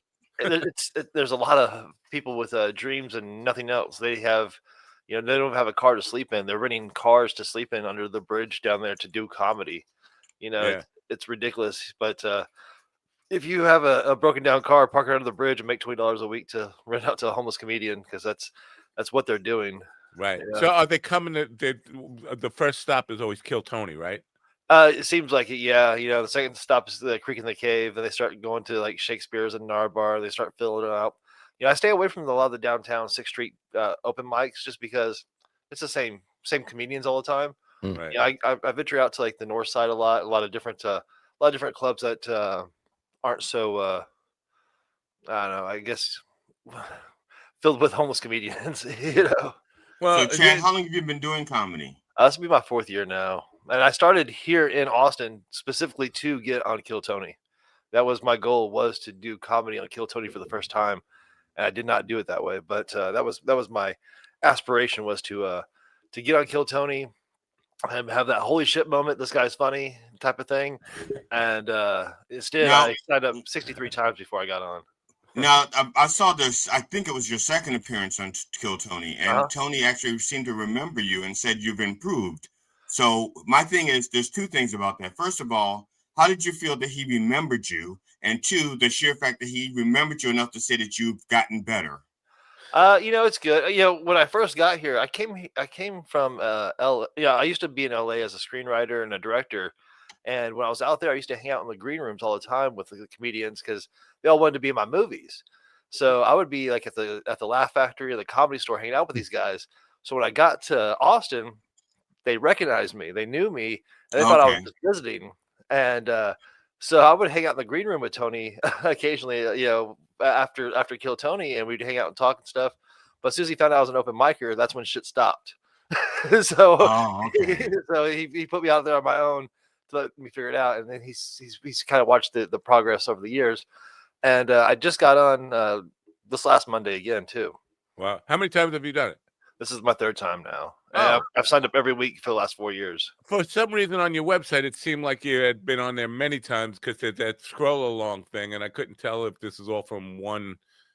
Because it doesn't even look like you're wearing the same clothes. So I figured let's get. I just want to get the math kind of. I just want to get the math kind of close to right. You say you signed up every week for the past 4 years, which is what, roughly 208 times. Yeah. And you made it 3 times. Yes. And there will be people that go and sign up for the first time and get on every fucking week. So it's weird to the luck of the bucket draw is I tried really hard to get on, and some people just walk in and just get pulled. That's crazy. Now, I know a person who went on twice the same night because they actually used 2 different names because they had their name and they put their character's name in. Did they not recognize them and say you were just up here? Yes, he recognized them and he says, how did you he says, well, no, I'm here as my character. And before I was honest, and so they got on twice, but he was like cruel, super cruel. And that person's probably the reason that we have wristbands and numbers now because you can't do that no more. I have to let her know that she revamped all of Kill Tony. Yeah, they when you sign in, they give you a number. That's the number on your wristband, and so that number has to match your slip now. Because people did go, "Oh, that's me," or think it was some other name, and get pulled up there, and it wasn't them. I would take that person to the gas station and buy some scratch-off lottery. You get pulled twice in a night. It's crazy. I don't want to get you there because it's going to sound like I'm trying to get you to bash Kill Tony, and I'm not. But the idea that you just mentioned, all these homeless guys and people, the idea that it's filling people with false hope, I think is the worst side effect from Kill Tony because it's helping some people. Sure, Pam Patterson is on SNL now, but for the majority of these people, it's feeding their delusion. Sure, and I'm one of those. I am. At least he's I came honest. out there, thinking I was going to be best friends with Tony. We're going to make it. I was going to get on. I was going to just climb and. But you were best friends with Tony until you told him you were doing comedy. Yeah, is that great?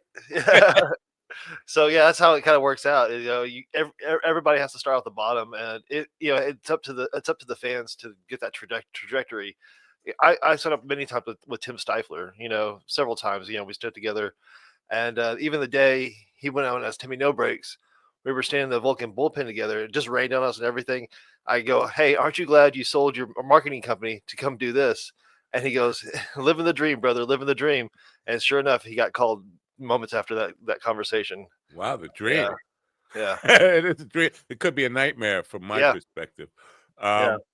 So did the panel treat you? And were there was anybody that would say, "Whoa," was on the panel when you were there? So we can't. We're not supposed to give away any spoilers. So not from Monday night. Get on again. Yeah, they have this whole hold over us. We can't say anything if we want to come back. There was a big panel, and what happened this time? So my buddy Charlie Mack, he has those Not for Kids books, and I also wrote Not for Kids books, and we used to exchange them. We used to talk and hang out together, and he's like, "Man, you gotta get your books on there. You gotta get your books on there." So this last time, I actually brought my books on to give them to each. So I brought my Not for Kids books on the show. I gave them to them, and they weren't impressed. It didn't go well. You have 4. I think. Yeah, if I remember, you have 4 different Not for Kids books based on your stand-up material. Exactly, that's what it is, and that's what we did discuss this last week. And I got out of there pretty quick. But wow, there was no improvement this time. We'll say. I have the writerchado.com in the scroll, and it's in the description for people. Now, I don't see you do have the books there and the comedy stuff. Don't you? Do you also have a podcast? Do you run a radio show podcast or something?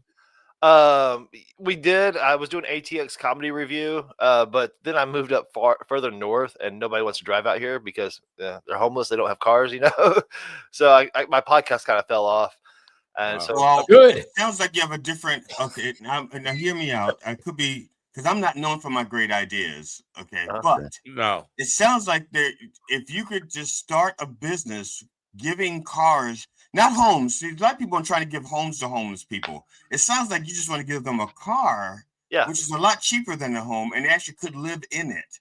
Right. So that seems like that's where you should be directing energy. Cars for comedians.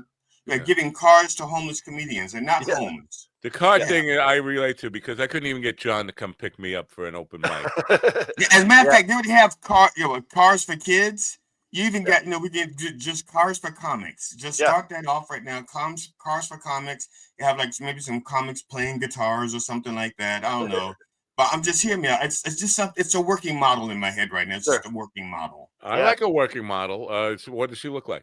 Yeah, I prefer she looks like Cheryl Tiggs, but had a bad day. All right. Now your fiction is dark fiction. Yeah. Is your comedy dark? John is a fan of dark and a practitioner of dark comedy. Is your comedy?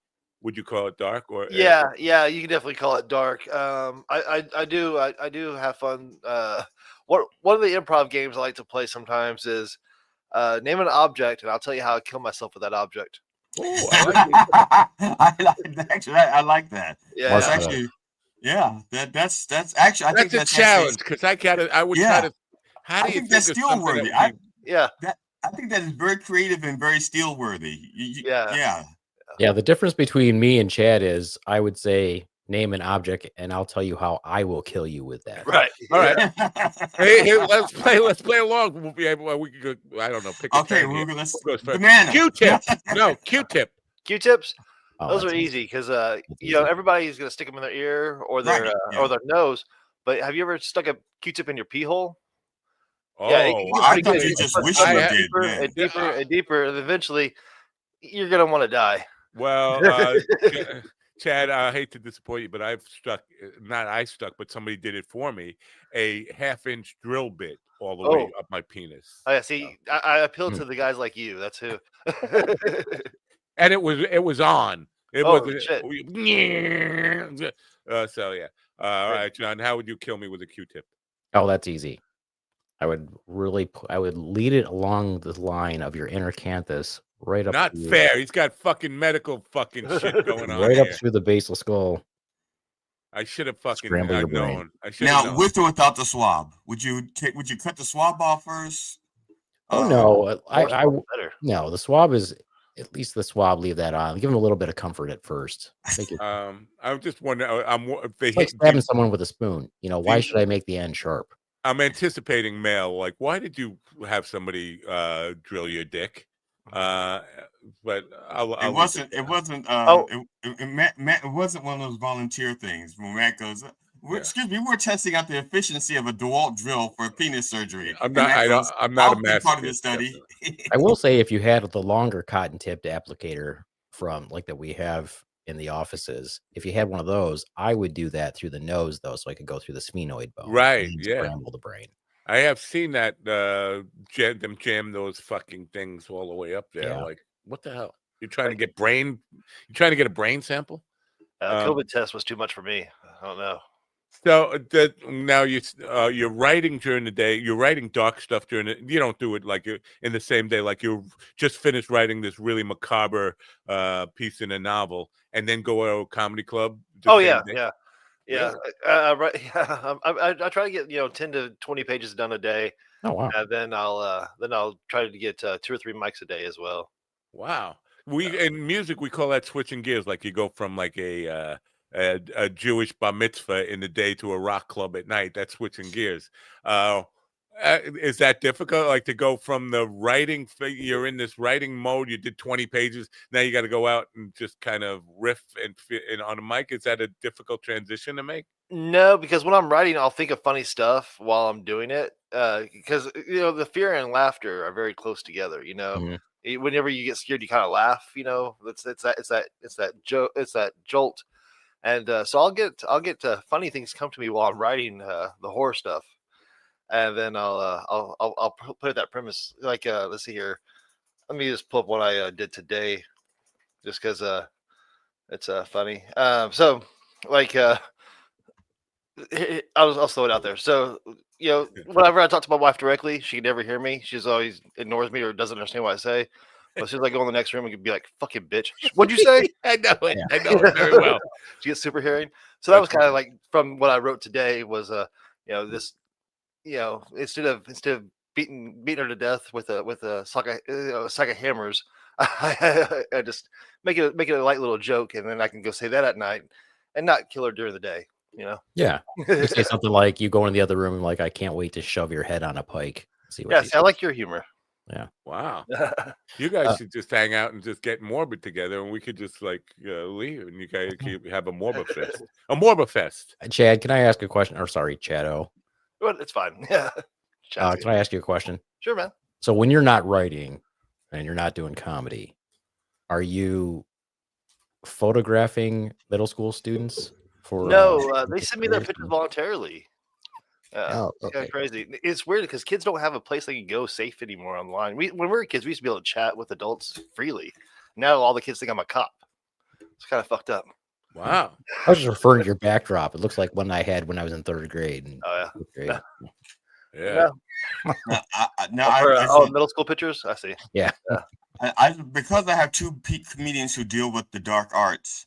Dark the dark arts, the darker side of comedy. I was this is after a performance, and I was talking with three other comedians, and we were talking about our childhoods, and we'd all come from abusive childhoods. And we were talking about the fist fights and the spousal abuse, domestic abuse, but we were all telling it like jokes, and we were cracking each other up. And we said to ourselves, we've got to make this a domestic. We have to do a show about domestic abuse. And immediately one of the comics was like, "Oh no, we can never do this in public." But we were cracking each other up, and I could tell if like I'm one of those people who believes like you can do anything on stage if you can sell it. Sure. And we were selling it to each other, and we would but they were I ain't buying it. Yeah. You got to know your audience, though. I have a friend who does a joke about, I'm not going to steal it from you, Nolan, but I'm just going to say it. He does a joke where he says, I hate it when I'm dating a girl and then she breaks up with me, and then I find out she's dating someone who hits her. He's like, what? You thought I wouldn't hit you? Yeah. Look at his ask.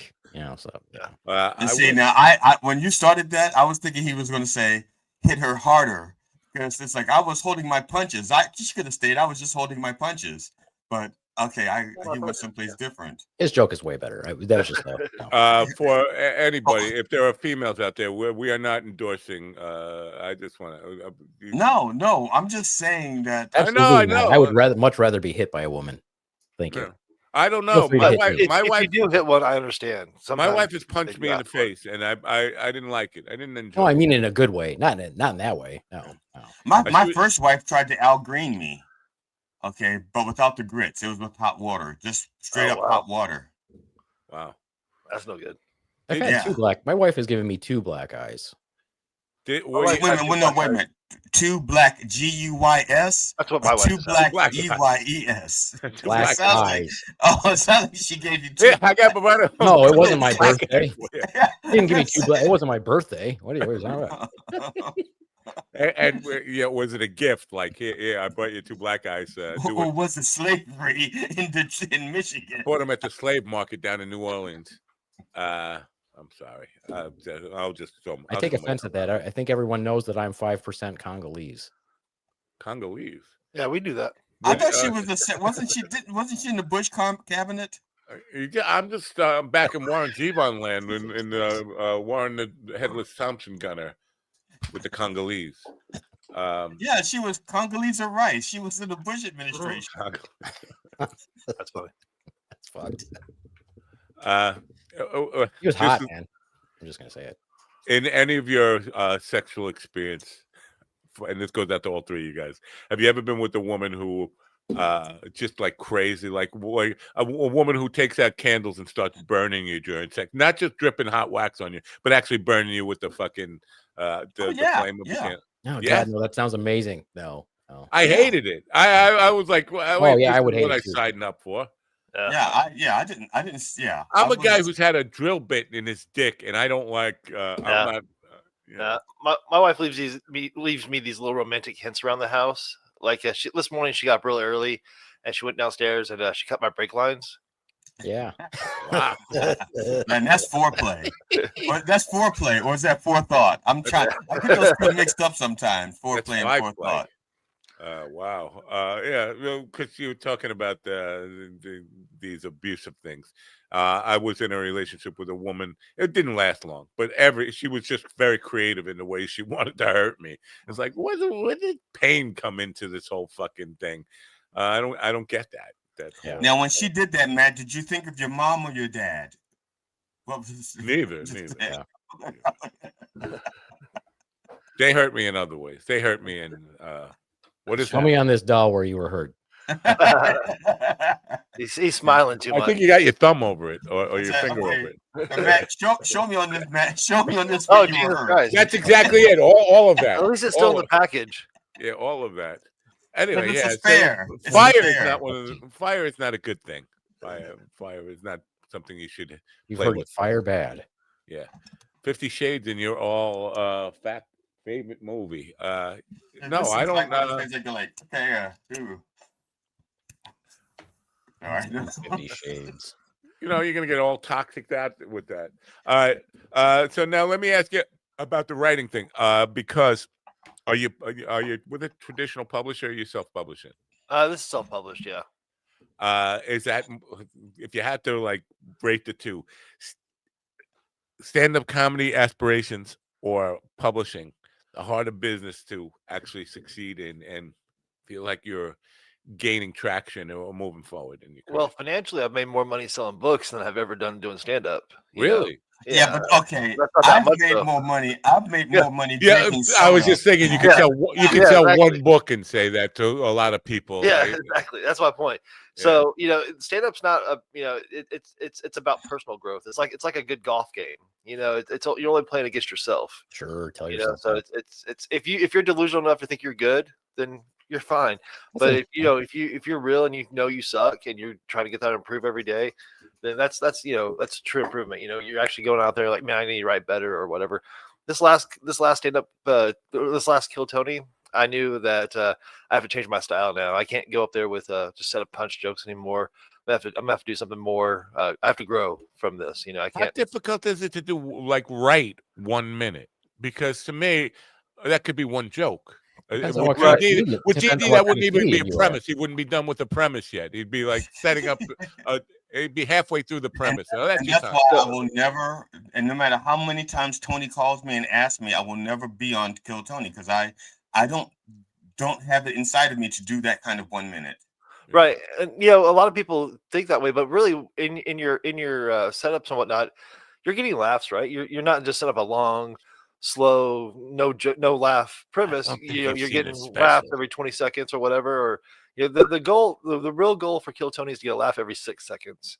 So if you can get 10 laughs in there, in that premise, in that one story, that joke, then you can do one joke. But I my formula is 3. I do 3 short jokes, but there's laughs in those 3 jokes. It's not just one big punchline. It's laugh, laugh, laugh, big laugh, laugh, laugh, laugh, big laugh, laugh, laugh, laugh, big laugh.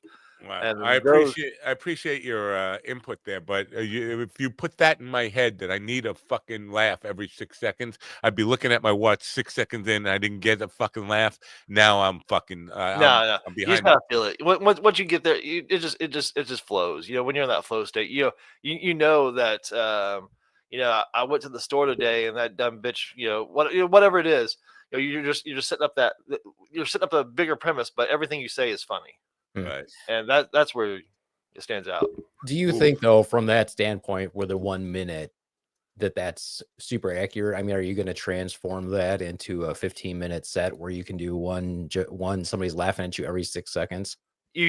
Honestly, so like people like that just want, like the guy who just won funniest guy in Austin at Cap City. His name's JJ Curry, and he just got here from Colorado. He wasn't in Austin this whole time, whatever. He just got here and became the funniest guy in Austin immediately. And all he does is talk about himself and how funny, what's going on in his life. So so much about this guy, and whether it's a minute, 3 minutes, 5 minutes, it's all the same story. It all goes together. It's all part of him. So he can take out that 15-minute section, or he take that 15-minute bit and turn it into 1 minute of just funny, or 3 minutes of funny, or 5 minutes, and then do the 20-minute section or do the hour, because everything he says is funny for a minute, no matter where it's at. Does that make sense? Yeah. I get that. I understand that. It's not too different from what sometimes I accomplish. Is it?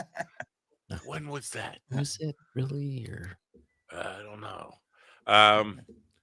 Yeah. You know what? It's all about feel. You don't if you ever think it, then yeah, you're don't. That's not your set style yet. Right. But once you start getting those audiences and whatnot, I mean, so if you do a set at the mothership at the Little Boy, those people buy tickets to laugh, and everybody kills. It doesn't matter who you are, what kind of jokes you tell, you're gonna get big laughs. But the people who get bam, bam, bam, bam, bam, those laughs, those are the ones who I see stand above everybody else. I have heard that kind of mentality for a long time, and I'm not going to argue with it. But there was a time where I took 5 people to a comedy club. We all paid. I paid for all the tickets. We all paid to go in there to see this stuff. 5 comedians came on, and in the room, I'm telling you, there wasn't one laugh for like the 2-hour show that we saw. It was nobody laughed at any of it. You feel like you got ripped off. Yes. Yeah. You paid to laugh. You got to go to laugh. I mean, there's a show in San Diego at the American Comedy Company, and they have a bucket pull during the week also, and you get, I think it's 3 minutes, but they pay to go. The audience pays to go. Oh wow! It's an actual show, and it's all bucket pull. And then at the end, they have like some other people that do like a little bit of a longer set, like 5-10 minutes, whatever.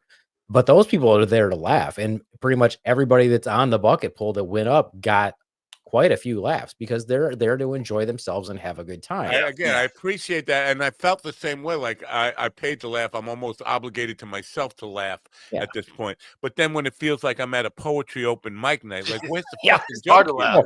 It's terrible. I can't even force myself. So a fake laugh here, just so I feel like I'm not getting ripped off. Well, interpretation of comedy is so varied. The way you've just described it, where it's like being at a slam poetry or whatever. There, I see so much of that. I'm like, there was not one funny moment in what you just did. 7 minutes, 10 minutes, 5 minutes, 3 minutes. Not at no point did you do this at home in front of a mirror and crack yourself up because none of this was funny. Why are you even doing it? And I understand personal growth, but this is not the and on that particular night, one of the comedians was a good friend of all 5 of us. We really wanted to support him. Yeah. He's dead now, so we could say this. He wasn't funny at all. We're not funny. But the worst thing is when they're not funny and they want to look like it's the audience's fault. Yeah. I hear that a lot. Why aren't you laughing? Why aren't you laughing? What's going on? I'm funny. Why aren't you laughing? But I'll tell you, even on a big scale. So I was in the green room at the Vulcan with Tony Hinchcliffe, Hans Kim, and David Lucas, and Joe Rogan was on stage. And Tony just got off stage. He goes back there. I saw the show. I thought everybody was laughing, having a good time. He goes back there pissed off. This audience is dead. They don't know what funny is. They're not laughing. So even at that level, you think that you should get more laughs or better laughs. So I think everybody has that mentality. This audience sucks. Why can't they be better? Why can't they laugh at that one part or whatever? So I think no, you got to look at yourself. Right. That's what I was getting. Once you separate the audience from you, and you just do your thing every time, it doesn't matter what the audience does. You were funny. You put out all you can, whether they laugh or not. That might be the audience, but sometimes it's going to be you. I definitely don't have the makeup to be a stand-up comedian. I would go home and cry every fucking night. Well, see, if you're never successful, if you've never killed and you've been doing it for years, then it doesn't bother you. Like I've never killed, so yeah, I guess I wouldn't know what killing is either. I don't know to me, but maybe it wasn't a killing crowd. Yeah. My type of comedy doesn't usually elicit that type of response because when I do comedy, and maybe this is with you, Chado, as well, that I could do comedy for 30, 50, 60 people or even 10 people. And on average, it's probably 1 out of 8 people that really dig my comedy. Sure. And they're dying and everybody else is like, what the fuck just happened? Right. And that's enough for me until maybe either I quit doing comedy or I build up an audience that specifically goes to see my type of comedy. And that will happen. If you do 100 shows and there are only, 8 people laugh at each show, eventually you're going to have 800 people laughing at your shit. Yeah. So. And that's how it works. It's a cumulative laughter. Yeah. So. Sure. Get their emails, make sure they follow you. Yeah. Don't put your last name out there so it's really easy for them to follow you. I think I usually record my sets as a general rule of thumb, and I there's one show I headlined, and I thought it went well. I thought it went well. No, I'm not saying killed. I'm saying it went well. It was what I expected. I got what I wanted. And then, but the Not camera thrown was out. still rolling. The camera was still rolling because I had not turned it off yet, and people were leaving. And there's this one voice in the back, and the woman goes, "My face hurts from laughing so much." That's nice. That one soundbite is like, it made everything. I mean, that show, even though in my mind, I know the show just went well. Yeah. The hearing that one thing just still is just, it's like, it's almost like having a trophy on my wall. Right. Heroin addicts call it chasing the dragon. I don't have a dragon, Right. but I like Get that. that one thing again. Yeah. That one moment. Yeah. I did a mic the other day as an example. And no, everybody dropped. It was my dog's fault because he didn't go. Yeah, well, I was waiting for a ride. But everybody dropped. So I told a bunch of them. There was only like 4 or 5. I was like, all right, everybody's doing 10 minutes, except you. You're doing 7 because you're not funny. And then like whatever we can. If you guys want to do 15, do 15. And they were like, well, I don't know if I can do 15. I'm like, okay, don't just tell me when you want to go. Be done. I did 15, and I did my typical set, and people were laughing, but they wouldn't. They were scared to laugh out loud. They were doing all that stuff, and they were a bunch of them. There was this one lady who laughed every time I told a joke, and she was dying on the inside, but she was at the bar and she wouldn't turn around. So finally, I just called her out, and I was like, "You, the lady over there who's laughed at every joke I've done, who's pretending not to notice that I'm talking to her. Yeah, you, the one with the phone." Turned around. She turned around. I was like, yeah, but I see that a lot where people just they stifle their laugh. I'm like, you're not going to go to hell if you laugh. John, your stuff is a lot like a Rorschach test. Okay, when people, it's like, that was a joke. I saw a sick puppy. I saw a dying puppy. Another one is someone else goes, I heard a cry for help. Yeah, with the laughing thing, I tend to I can lose it a little bit, and there have been a couple of times. Joe List is one that comes to mind where I was laughing and choking. I was laughing so hard I was choking, and he heard that from the stage, and then he did like a 3-minute bit on my choking in the audience. And I felt like, man, I felt embarrassed, but I just wanted to run out. Like, I'm here to laugh. I'm supporting the guy. I couldn't help myself that I laughed so fucking hard that I got in this choking thing. That's a good point. I appreciate that woman's perspective that I'm laughing. Don't pick on me. Yeah. I think she dug it. I think she dug it. The first time I saw Christopher Titus, this is before I actually had met him and talked. This is like the first time I'm seeing him on stage. He tells this joke, and I was the only one to laugh. I mean, I laughed hard because I got it. I mean, I knew and he goes, okay, I wrote that for me. It was funny. He said, but why did you laugh? And now you put on the spot. You got to explain why you're laughing. Yeah, and I saw it, and I said, I get it, and I did. I explained it why I laughed, and that's why we bonded after that. I mean, we talked for like, well, we became like really good. I would have just started crying. Oh, please stop picking on me. Please go pick on somebody else. No, but you made that guy's night though for choking and laughing like that. Yeah, I mean, he was probably like, "Dude, thank you so much. That's awesome." I don't think he remembers. I've talked to him since. Well, I should bring. Did you remember that night at the stand when the guy was choking? And that was me. He goes, I listen to that recording every day. It's my dragon I chase. Yeah. I mean, it's a good feeling. But I will say this though, I don't know why, but no one has made me. Very rarely does someone like just make me laugh so hard like that, and that's great when they do, but it doesn't happen super often. Yeah, you do need to do mushrooms more. Is that what I it could is? say there are a couple of guys. Mark Norman definitely. Not when Mark Norman is doing his trying out, because at the stand that's where they go to try out new stuff. But if I just go to see Norman where he's doing an hour, he has made me laugh that hard because he's awesome. Attell on occasion has made me laugh that hard. Okay. Eric Rhodes used to. I don't know if he does that for you anymore because he's changed the way he does stuff now. Well, now with the fucking flute things. It's almost like, I don't know. To be honest, and I'm not saying this because let's put it this way. I think he's near the end and he's running out of material, but he still wants to get paid and be relevant. But that's just my personal opinion. Last time I saw Attell, I was very disappointed. I have to say that was at Governor's. It was the second show. Now, To be fair, I think somebody died during the first show, and we were waiting outside in the cold while an ambulance came and took a body out. Yeah, he just killed. Why would he do it Yeah. twice in a row? And then, also to be fair, there were way too many comedians on the bill. I think he had Yes. 7 people go on before him. It was just like, Yeah, I want to and get when to you're- David Tell. It's 2:00 in the morning. When's David Tell coming up? Right, when you're paying to see him, it's just one thing to have like one or two, like a feature and a opener, sure, that's like standard fare. But when you pay to see somebody, and then you got like 5, 6, 7 comedians before they come on. Oh yeah. No, I mean, and the thing is, I understand sometimes he's doing it because some of these people are friends of his, and he's trying to give them a break. I understand that. I've seen that happen with him, and even one of those people gave me a break, had me open for them. But that person actually was already established. He didn't need a break. He's already established, but he was there, and Tell goes, hey, "This is my good friend," and he did like 10 minutes. You know. If David Tell is listening, which I know he's not, you make me laugh. You still got it, Dave. Come on the show. That's all I'm saying. I kind of like the format that Stephen Hofstadter just did at the show that he was at in Grand Rapids. He had 2 guys, he had the opener and the feature. They did a little bit of time. It was fun. And then Steve came on and did 30 minutes, and that was it. And I was like, wow, that was like perfect. I'm so used to them doing like 40 minutes, an hour, whatever. He did 30 minutes, was done.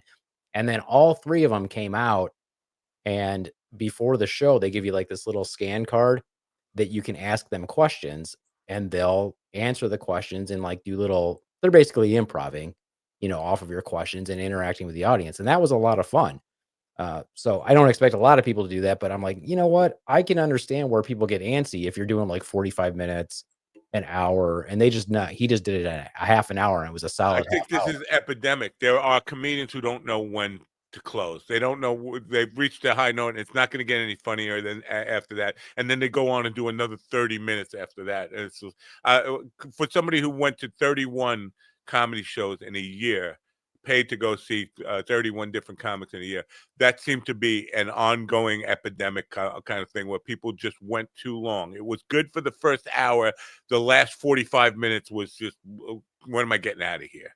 Yeah. And so I think there's something to know about when to get off stage. Know when your time is, know when you've hit your high note and get off. Yeah, Chad. Oh. Yeah. My first joke. All right. Have a good night. All right. Bye. It was that Jackie Mason would do that, where he would go out and they'd introduce Jackie Mason. He'd go out and they were applauding. And he was like, all right, that's it. Now, it's funny. I was at an open mic, and this one guy came out, and it was toward the end of this thing. And he comes up, he goes on stage, and it wasn't even a real joke. He just said something, and it got a big laugh, and it wasn't what he planned on saying. But it got a huge laugh. And he goes, "Thank you," and he just left the stage right after that. He was like, yeah. No, that's funny. Jackie Mason, Jackie Martling sent me files that he produced Jackie Mason's last album that never got released. Yeah, I listened to half of it last night. Election. Oh, you got it? Yeah. Yeah, he sent it to me too. Election Day stuff. Election Day 1980, which is that's 45 years ago. Holy fuck. But I don't know why it never got released, but Jackie also was kind enough to give me Jackie Mason's daughter's contact. I'm going to get her on the program. That should be an interesting. Probably young people like, who the fuck is Jackie Mason? For people my age, it's because he was good. He was really good. Yeah, I had to dip into the memory banks to try to remember the Carter administration. It's like, do I remember anything about that? I'm like, no, I really don't. I got people used to say I sounded like, this is why people thought I was Jewish, because I used to talk like Jackie Mason. I would say, you're flipping over there. And why are you doing a Jackie Mason impression? No, that's just the way I talk. So you're a Jew. Yeah, in theory, I'm going. In theory, if Jackie Mason probably talked at normal pace, he probably only did like 4 jokes a night. But because of the pace that he talked, he probably got like 80 jokes in. Yeah. It's like, well, this one was really good because he was imitating a conversation with Ted Kennedy, and you know how they've got that Connecticut accent. Yeah. So you should listen to it just for that. That part is Yeah. hilarious. Yeah. I'm upset that Jackie left me out of the loop and didn't send me the files. He sends Chad it to got you. it too. Chad got the same file. Yeah. I Maybe- wonder if Steven Yeah, didn't get it. He got it probably too, left the Black and Cripple out. That's what the Black. I didn't get that. But I'm not going to say to Jackie I'm butthurt because you didn't send me the files. I'm just. Well, maybe he just doesn't have you in his contact or whatever. No, I'm in his contacts. He just because I just asked him about. I just said good luck with your doctor's appointment. He goes, "Thank you. It's just a checkup." Like, thank you. Fuck off. No, I'm just kidding. Yeah. Did he say why didn't Matt ask me? No. But he didn't call me queer again. Sorry, Stop calling me queer. Sorry, we're ignoring Chad. Sorry, Chad. Wow, that's fucked up because I got a queer and like 1 o'clock this morning he called me queer over something. Like, why'd you take this CD off the queer list and I'm still on there. Anyway, let's go back to Chad. Chad, are you No, we've ignored Chad for 20. Are you a how do I say fan of the history of comedy, like the people who came before your generation? Yeah. I mean, I started off watching like A&E's Evening at the Improv or those types of shows. Like I watched like Paula Poundstone and those old comics that were before me. That way as a kid they were old reruns and stuff. Even so like Richard Pryor and Eddie Murphy. Those guys were always there. I listened to one of my first comedy albums was the Cheech and Chong album that they had, the one with Sister Mary Elephant and Dave's Not Here. Those. Was that Big Bamboo? Yeah, I don't remember what it was exactly. Sister Mary Elephant was first on their I forget the Yellow album, the very first album, but then it was also on Big Bamboo, and they did another one at Pedro E. Mann at the Drive-In. That album, she's also on that. She was a frequent. Recurring character. They went back. Now, Matt, this is actually this question. I don't know who this question is for, but I'm just gonna put it out there. A lot of comedians to this day, I mean, years later, when they talk about the greats, they still say Richard Pryor. Still mention. Do you think there's going to be a day when people just aren't going to know who Richard Pryor is? You understand what I'm saying? It's like he was so far in history. Yeah, I think that's today. Anymore. Really. I think that's today. I think we're just old guys talking about it. I think you're right. Once we're gone, that's going to be it. Let me try this one on you, Chad. Do you know who Robert Klein is? I do not think off the top. Robert Klein. See that this is Robert Klein. He's history. He really is history. Yeah. He's from the era of Carlin and Pryor, and he was the one who actually set the bar for comedy specials. He was one of the. He was HBO's first comedy special guy, and at the time he was the biggest thing in. He was up there with Colin and Pryor in that, and when I had him on, people were like, "Wow, who is this guy? Wait, who is this guy?" To me, it was hilarious. It was fucking hilarious. Yeah, you got to go back and watch his clips. You can get plenty of them on YouTube. Oh yeah, I know who he is. Yeah, I'm looking him up now. Yeah. Now, was he? Now I can't remember. Did we have somebody on the show, Matt, who was involved in Sharknado, and he had Robert Klein? Was that Robert Klein who was the mayor? Dan Pasternak. Dan Pasternak. That's it. Okay. Yeah. Also, what was the guy's name? I can't think of his name now. Damn it. One of the Robbie Rist, who was cousin Oliver on the Brady Bunch, if you remember. Oh, wow. He was also in Sharknado and talked a little bit about Robert Klein's input on that movie. Oh, anyway, that's cool. Chad, can I share now? This is going to bore it because GT could probably do this better than me. He's probably heard it or as good as me. Heard me say this. How to sell more books. How to juice the algorithm to help you sell more books. Would you like to know how the self-publishing world is stacked against you and the algorithms on Amazon? Would you like to hear? Yeah, tell me. Right. Tell For me your next novel, this is something to consider.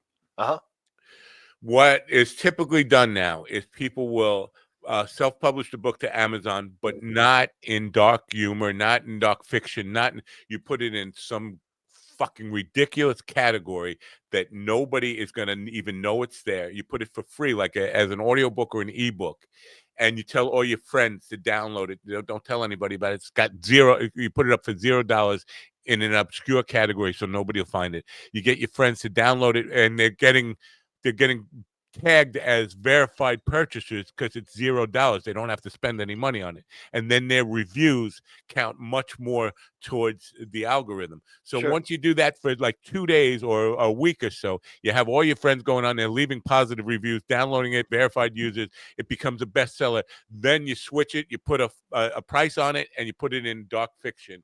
And all of a sudden, the algorithm wants to show it to more people. Yeah. That's what's happening big time. And I feel like it's cheating the system a lot, but that's why I'm out there exposing it to all new authors and people who are having difficulty selling books, because I feel like it's like steroids. It's like baseball. Baseball players on steroids. Some of them are on steroids and some of them are not. Let's put it either everybody on steroids or nobody on steroids. So Matt, do you think they're still doing it now? The reason I want to ask that is because it kind of reminds me of a thing that I'd experienced a while ago, where once the people in charge of these algorithms realized what was going on, they go like, okay, then we can't have that. Or do you think it matters to them? No, it doesn't matter to them. They're still doing it. I'll call one of the companies out, Market Domination, out of Buffalo, New York. It's still doing it constantly. Okay. And they're not even really writing the book. It's all ghostwritten books. They hook people up with a podcast, do your interviews, and we'll transcribe your interviews, put it into a book form. I have a writer touch it up, make it feel like a book, put it out there, and they're turning like they at least 10 bestsellers a fucking week. Wow. So outing the system. That's what I'm all about. Yeah. I don't know. I get that. I always heard if you value something, don't give it away for free.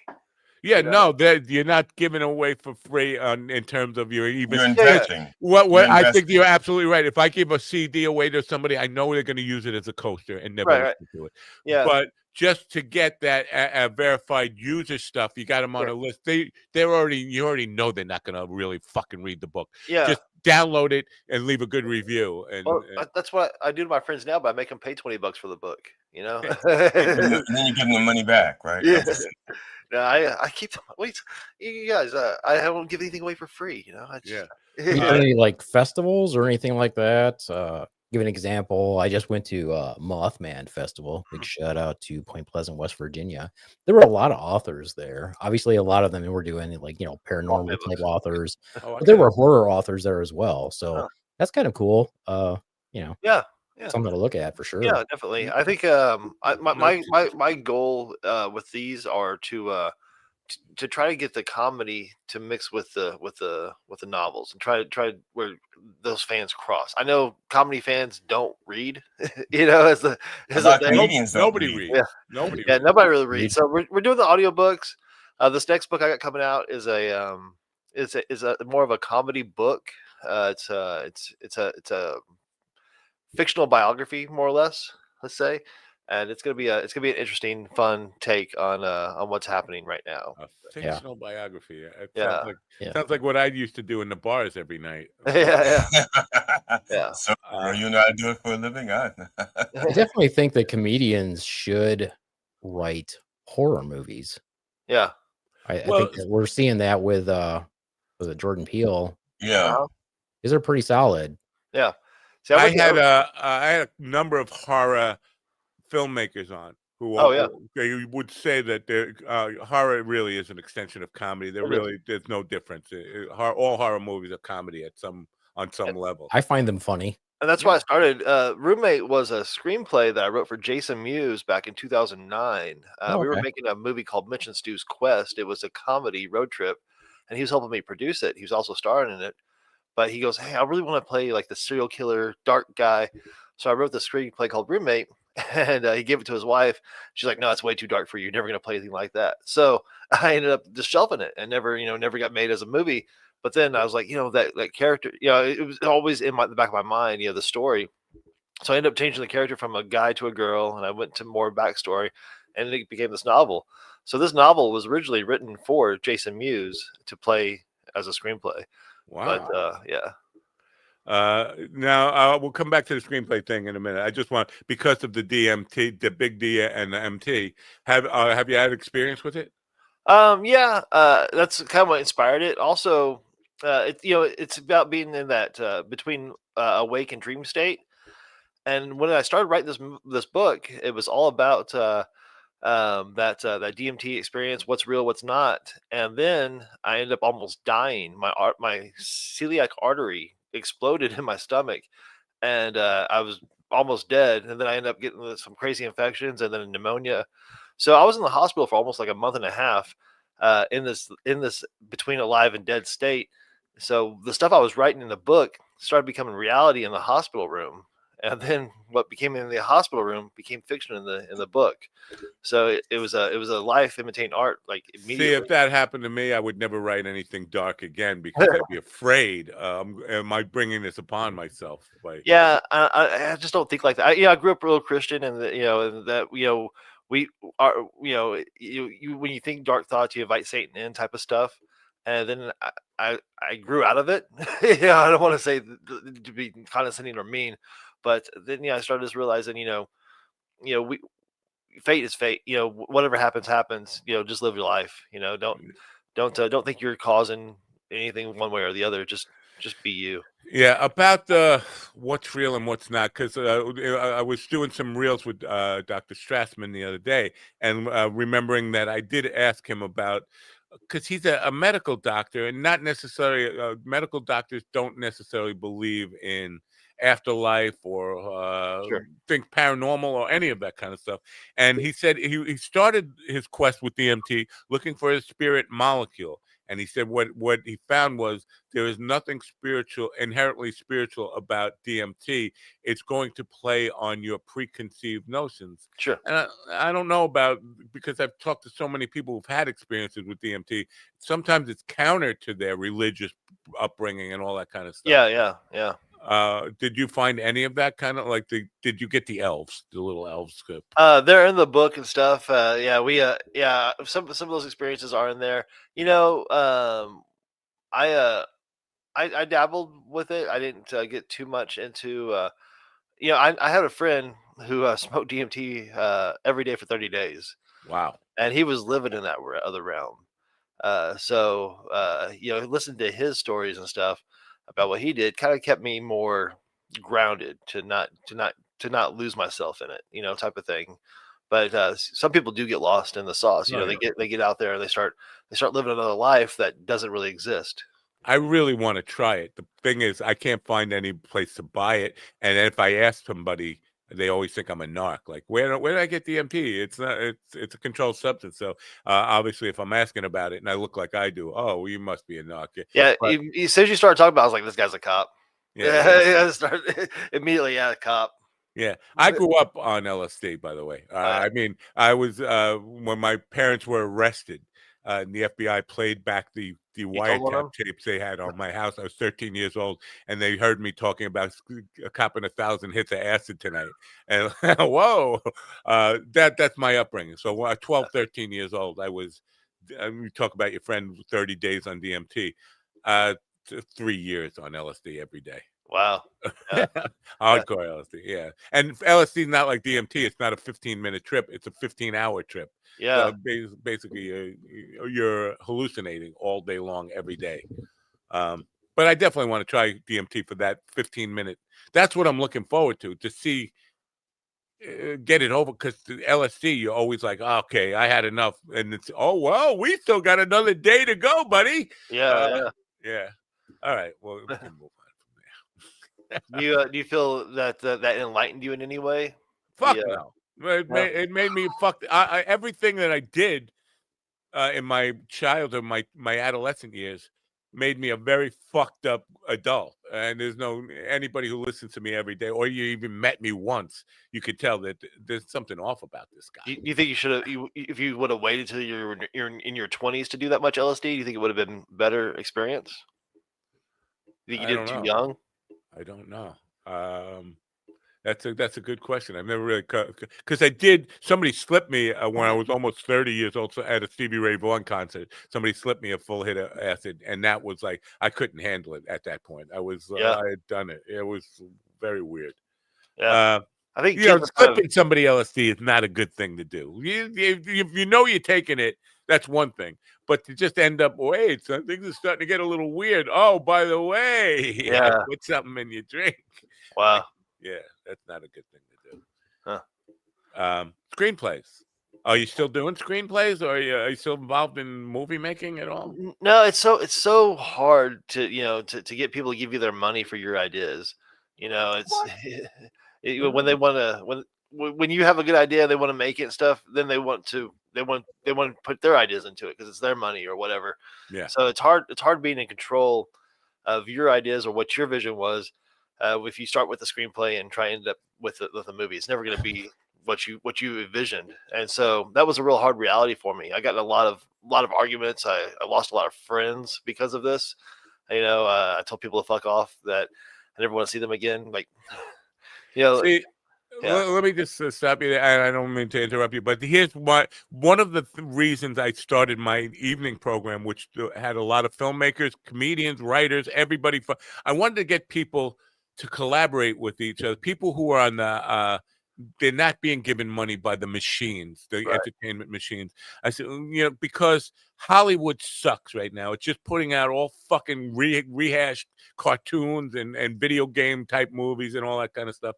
And I thought if I could put independent filmmakers together with screenwriters they want to collaborate on stuff and do independently from all these big machines, these corporate entities out there that are trying to take control over everything and putting out garbage, that would be a good thing for the world. I haven't in 6 years of doing this, I haven't been successful in putting anybody together on that kind of level. But I have tons of independent filmmakers looking for screenwriters. I have screenwriters who gave up on it because of what you just talked about. Everybody wanting to imprint their ideas on it. Right.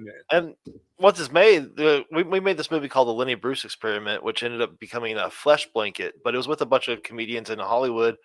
Ramsey Moore was this big fat comedian at the time. He ended up dying, but he was smothering chicks with his big fat belly. It became a horror movie, but it was also a movie about free speech and how Lenny Bruce broke that whole free speech barrier and blah blah blah.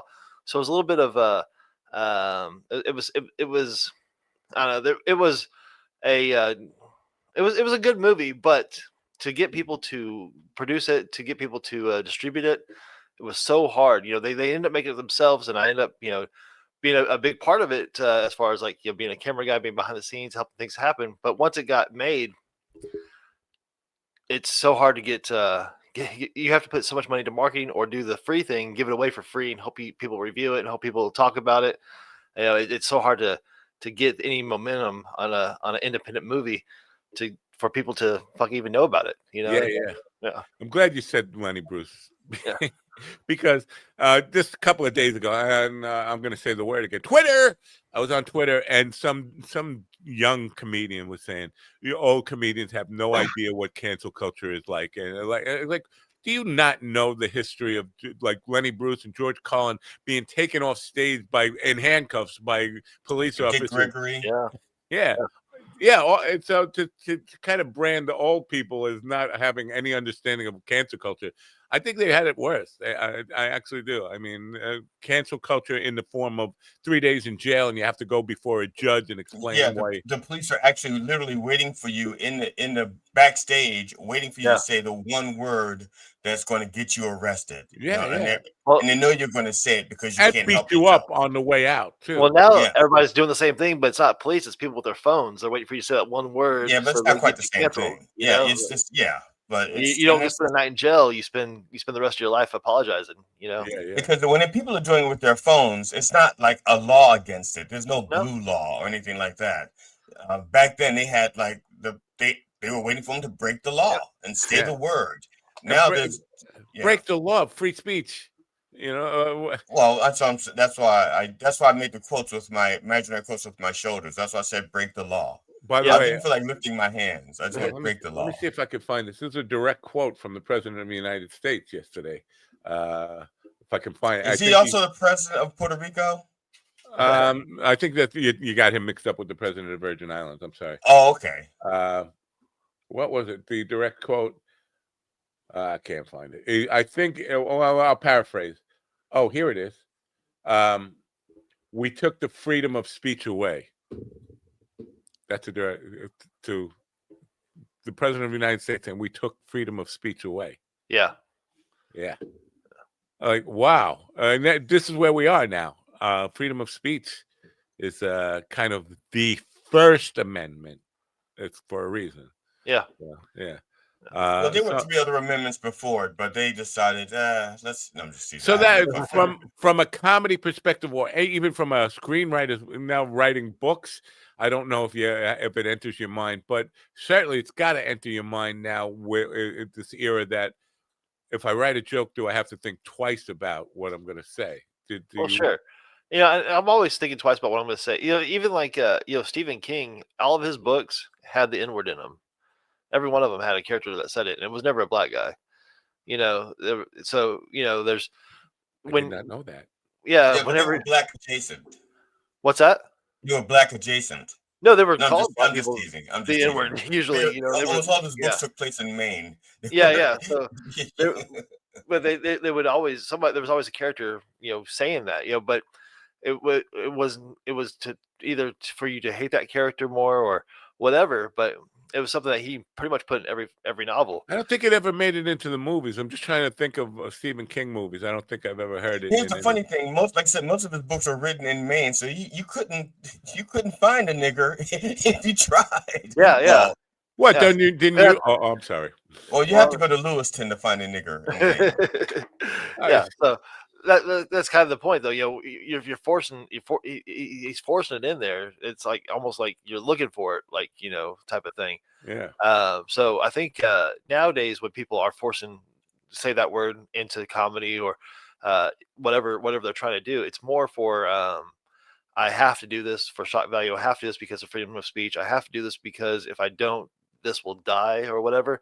This right we have, and so it goes too far sometimes. Yeah. It becomes a punchline, whether for a black comedian or for a white guy to say something close to it that makes you think of it. Right. When it becomes obligatory, I think you've gone too far. When you need to find a way to put the word in your book for your fans to expect that one. So when I'm thinking about what not to say, some of these people are thinking what to say, what I have to say to put in there to make sure that I shock you, to make sure that it's whatever.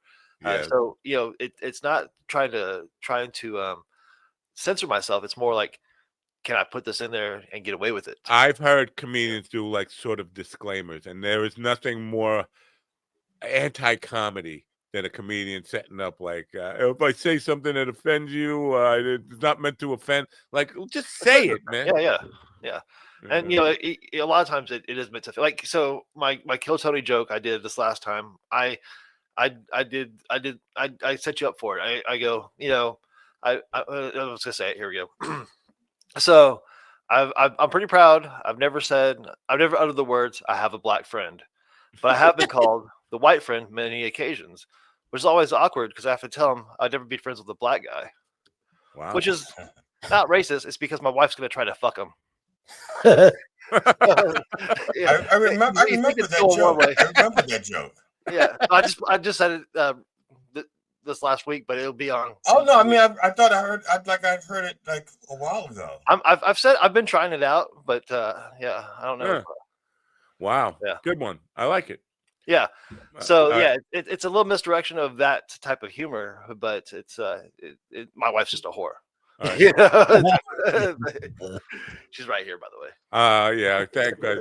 I'm not going to say anything because I think my wife is starting to listen. After I cried yesterday for a second, I didn't cry. One tear fell out of my eye. She's going to be listening today to see if I do it again. We get you to cry. Yeah. Your wife can make you cry. All she can do is put spinach in your eggs and bring it to you. Come on. She knows how to make you cry. That's true. Can I do a pitch to Chad? Oh, yeah. How would you find it would be interesting to come on our podcast and we just pitch you horror movies and you tell us how bad our pitches are? Okay, let's hear it. You want me to be on the podcast? Not on this, on the Slaptail Squad. Well, you could do it here too, but we can do more podcasts. But I'm ready. I'm ready to criticize anytime. Yeah, note to self for myself for later. Send John a list of paranormal people and talk to him about this Mothman Bigfoot thing that he wants me to. I forgot yesterday because I was so wrapped up in crying. Yeah, I was crying. Emotional show. Good thing I missed that one. I know. Sounds kind of gay. Very was. Very much was. Gay. Yes. Yes. Like that. So, Chad, just lastly, before we let you go and wrap this thing up, out of Austin, are you just sticking to Austin, or do you travel around? Texas is a big. I don't know if you know this. Texas. I don't know if you know about Texas, but there's other cities there. Yeah, there is. It's a very flat state, so you can see the other cities from where we are. Yeah. No, I'm supposed to be opening up for Jason Mewes in Dallas and Dope. Houston, and then here and again in Austin. But I haven't traveled too far outside. I'm still trying to get. I guess I'm about to change my style, so I want to make sure that when I go out there, it's where I want to be. So I'm about to switch things up one more time, and then I think I'll be ready to get out there and do those big tours and whatnot. Wow. It's all about getting known and having those clippable moments. Now you have to have a clip that gets 1 million likes or whatever, and I just don't see that happening with I'm not friends with black guys joke. Yeah. It's got to be something better, more special, more up there. The only reason I even, because this is like typical comedy. How long you been doing comedy? When you tell me about your first? The question comes up because there is a difference between starting in a big market or starting in a small market and going to a big market. And I'm finding more people are starting in New York, Boston, Austin, LA, and sticking to those markets and never get out of them anymore. And that can shape the way you approach stuff, because you're always in a mecca where it's super competitive, to where if you experience it in a place that is hungry for, like Taos, New Mexico, and just kill there. Well, people saying he never killed. If you were in Taos, New Mexico, I'm sure you would kill there, because they are fucking starving for it. And to see that, I see it happen where those funniest person in Birmingham, Alabama, or the funniest person in Taos comes to Austin, and it's like being the best high school football player. Right. And all of a sudden you go to the college leagues and you realize, oh shit, everybody's at the top level. Everybody's it's like playing college ball now. You got to be the funniest guy amongst the funniest guys. Okay, I have to push back on a little bit about that, only because I've been in some of the big markets, and not everybody there is at the top of their game. They're just popular there. You watch them and you break down what they're doing, and it's just like, no, you're not that good, you're not that funny, but you're a New York comic, you're an LA comic. Sure. And then there's like this mystique placed upon you, or placed upon them, that they have not if you're actually a real student of comedy, which I'm not, anybody who knows me knows I'm not, you could break down to what they're doing and go, hey, that you're not that great. You're not the big leagues. You're performing in the big leagues, but you're not a big leaguer. Right. And that, there's two things that are going to happen. You're either going to be delusional and think you're good enough to be with them, or you're going to get good enough to be with them. Right. Yeah. All right. Well, I think it's time for us to go. But Chad, I will be reaching out to you because I have 2 podcasts for you to turn down if you'd like. and John as well, with the pitch of the screenplay type of thing. That'd be fun. Very cool. All right. Don't let me forget about sending you the paranormal stuff, John. I'll get on. Oh yeah, definitely. All right. Yeah. All right. Check out, thanks for being here. Roommate I'm Chado. See you guys WriterChado.com. Follow him. Subscribe to his newsletter. I'm going to do it right now. I'm on his website right now. Matt, you have his email, right? Just send me his email. All right. I will do that. Thanks. All right, guys. Thank you so much. I appreciate the time. It was fun. Have a great day. I'll see you guys. For now. Chado. All right, dudes. I'm wrapping this stuff up, and I got things to do. You think this is my whole life, don't you? I just got. Remember I said I was done playing with a rock band forever. I've got a gig tomorrow night. Awesome. Somebody was on Facebook. They need a lead guitarist, and they sent me a set list of 50 songs I have to learn by tomorrow night. Some of them I know. Most of them you probably already know. Not most of them. No. Because I was thinking because some songs have formulas. If they're popular enough, there's a formula. So you see the song, you're like, okay, I don't know I know the formula. I can get this. I know the formula. I can get this. And I'm not saying it's not. But keep in mind, from like classic rock, party rock era, there are so many fucking songs. Yeah, that's true. Yeah. So out of the 50 on the list, I think I probably know maybe 30 of them. But that means still I have 20 songs I got to really not just because I've heard them and I kind of know how they go, but to kind of get the arrangements and all that. Yeah, I understand. It's a lot of work for one day. Yeah, I get you. And also, I would never do it.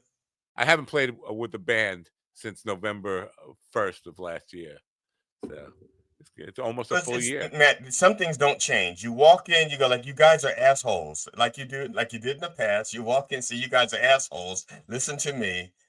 Some things haven't changed. The last gig I played, I was an hour and a half late for the gig, and the audience was waiting for me. So I walked through the door, and I got a standing ovation. I should have just quit then. Yeah. Like, oh, hey, I'm done. Thank you for being here. You're the Jackie Mason. Walk off. Yeah. Thanks for popping in, John. Yeah. Thanks for. And we apologize that the reason you popped in didn't show up. Yeah. Because you wanted to see Jackie. I mean, he emailed me, some Jackie Mason clips, so that was cool. And David Beecher didn't cry today, so I don't know what to make of that. We'll have to have him on again and make him cry again. All right, so we'll be here tomorrow. Howard Bloom will be here tomorrow. The Howard Bloom. Jackie said, "Who is Howard Bloom?" He said, "Fucking genius. That's who he is." Okay. I just got a note from the Reverend. The Reverend says he won't be sending the news thing since. Why, you think Elizabeth is going to follow up second day in a row? He's not. He doesn't. No, it takes effort for him to do these things. And I'm going to have to thank Elizabeth, but I don't think the Rev should hang it up just yet. That's all I'm saying. Just in case. Yeah, but it's kind of different. He's sitting back there. It doesn't get used. He's like, All right, I'll play the news on the way out. No, you got to play the music on the way out. I'm gonna play the music with the Rev's news. No, don't you? No, somebody was talking during your head. Now it just sounds like pity sex. Okay, nobody wants pity sex. All right, well, adios. All right, see you later. Don't forget to turn on your radio. Before you go, John, you don't like pity sex, right? You don't like pity sex. I do. I'll take any fucking sex I can get. Pity sex. Who? I'm just saying in general. Just you're depressed and some woman goes like, "Hey, excuse me, it looks like you need some sex." If she's hot enough, fuck, I'll take. You're talking the hottest. I don't know, Ana de Armas. I mean, if it's not my wife, sure. She can give me pity sex all fucking week. Oh, so you'll take it from another woman, but not from your wife. You don't want pity sex from your wife. Right. Correct. Okay, I think I can understand that. She should give it to you out of compassion and love, and or not at all. She wants to be with you. Or not at all. And while you're having pity sex, what you should do is turn on your radio. Bye for now.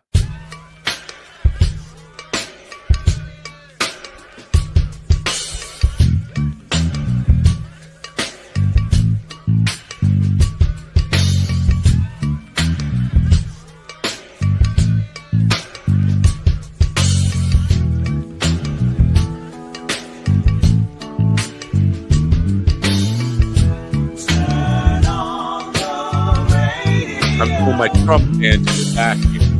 Oh no, I got it right now.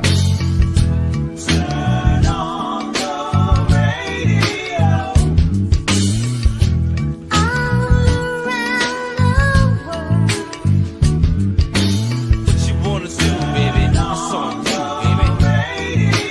Walk around that beat. What you wanna do, baby? It's on you, baby. Around that beat. Turn on the radio. Gotta walk around, man. Who the hell are you?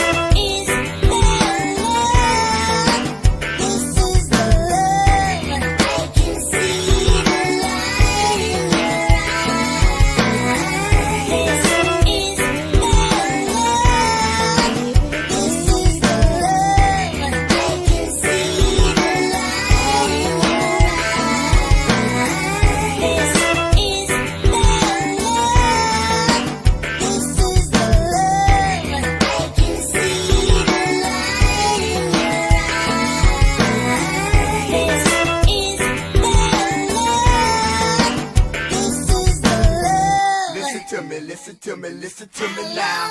Listen to me, listen to me, listen to me now. Listen to me, listen to me, listen to me now. Listen to me, listen to me, listen to me.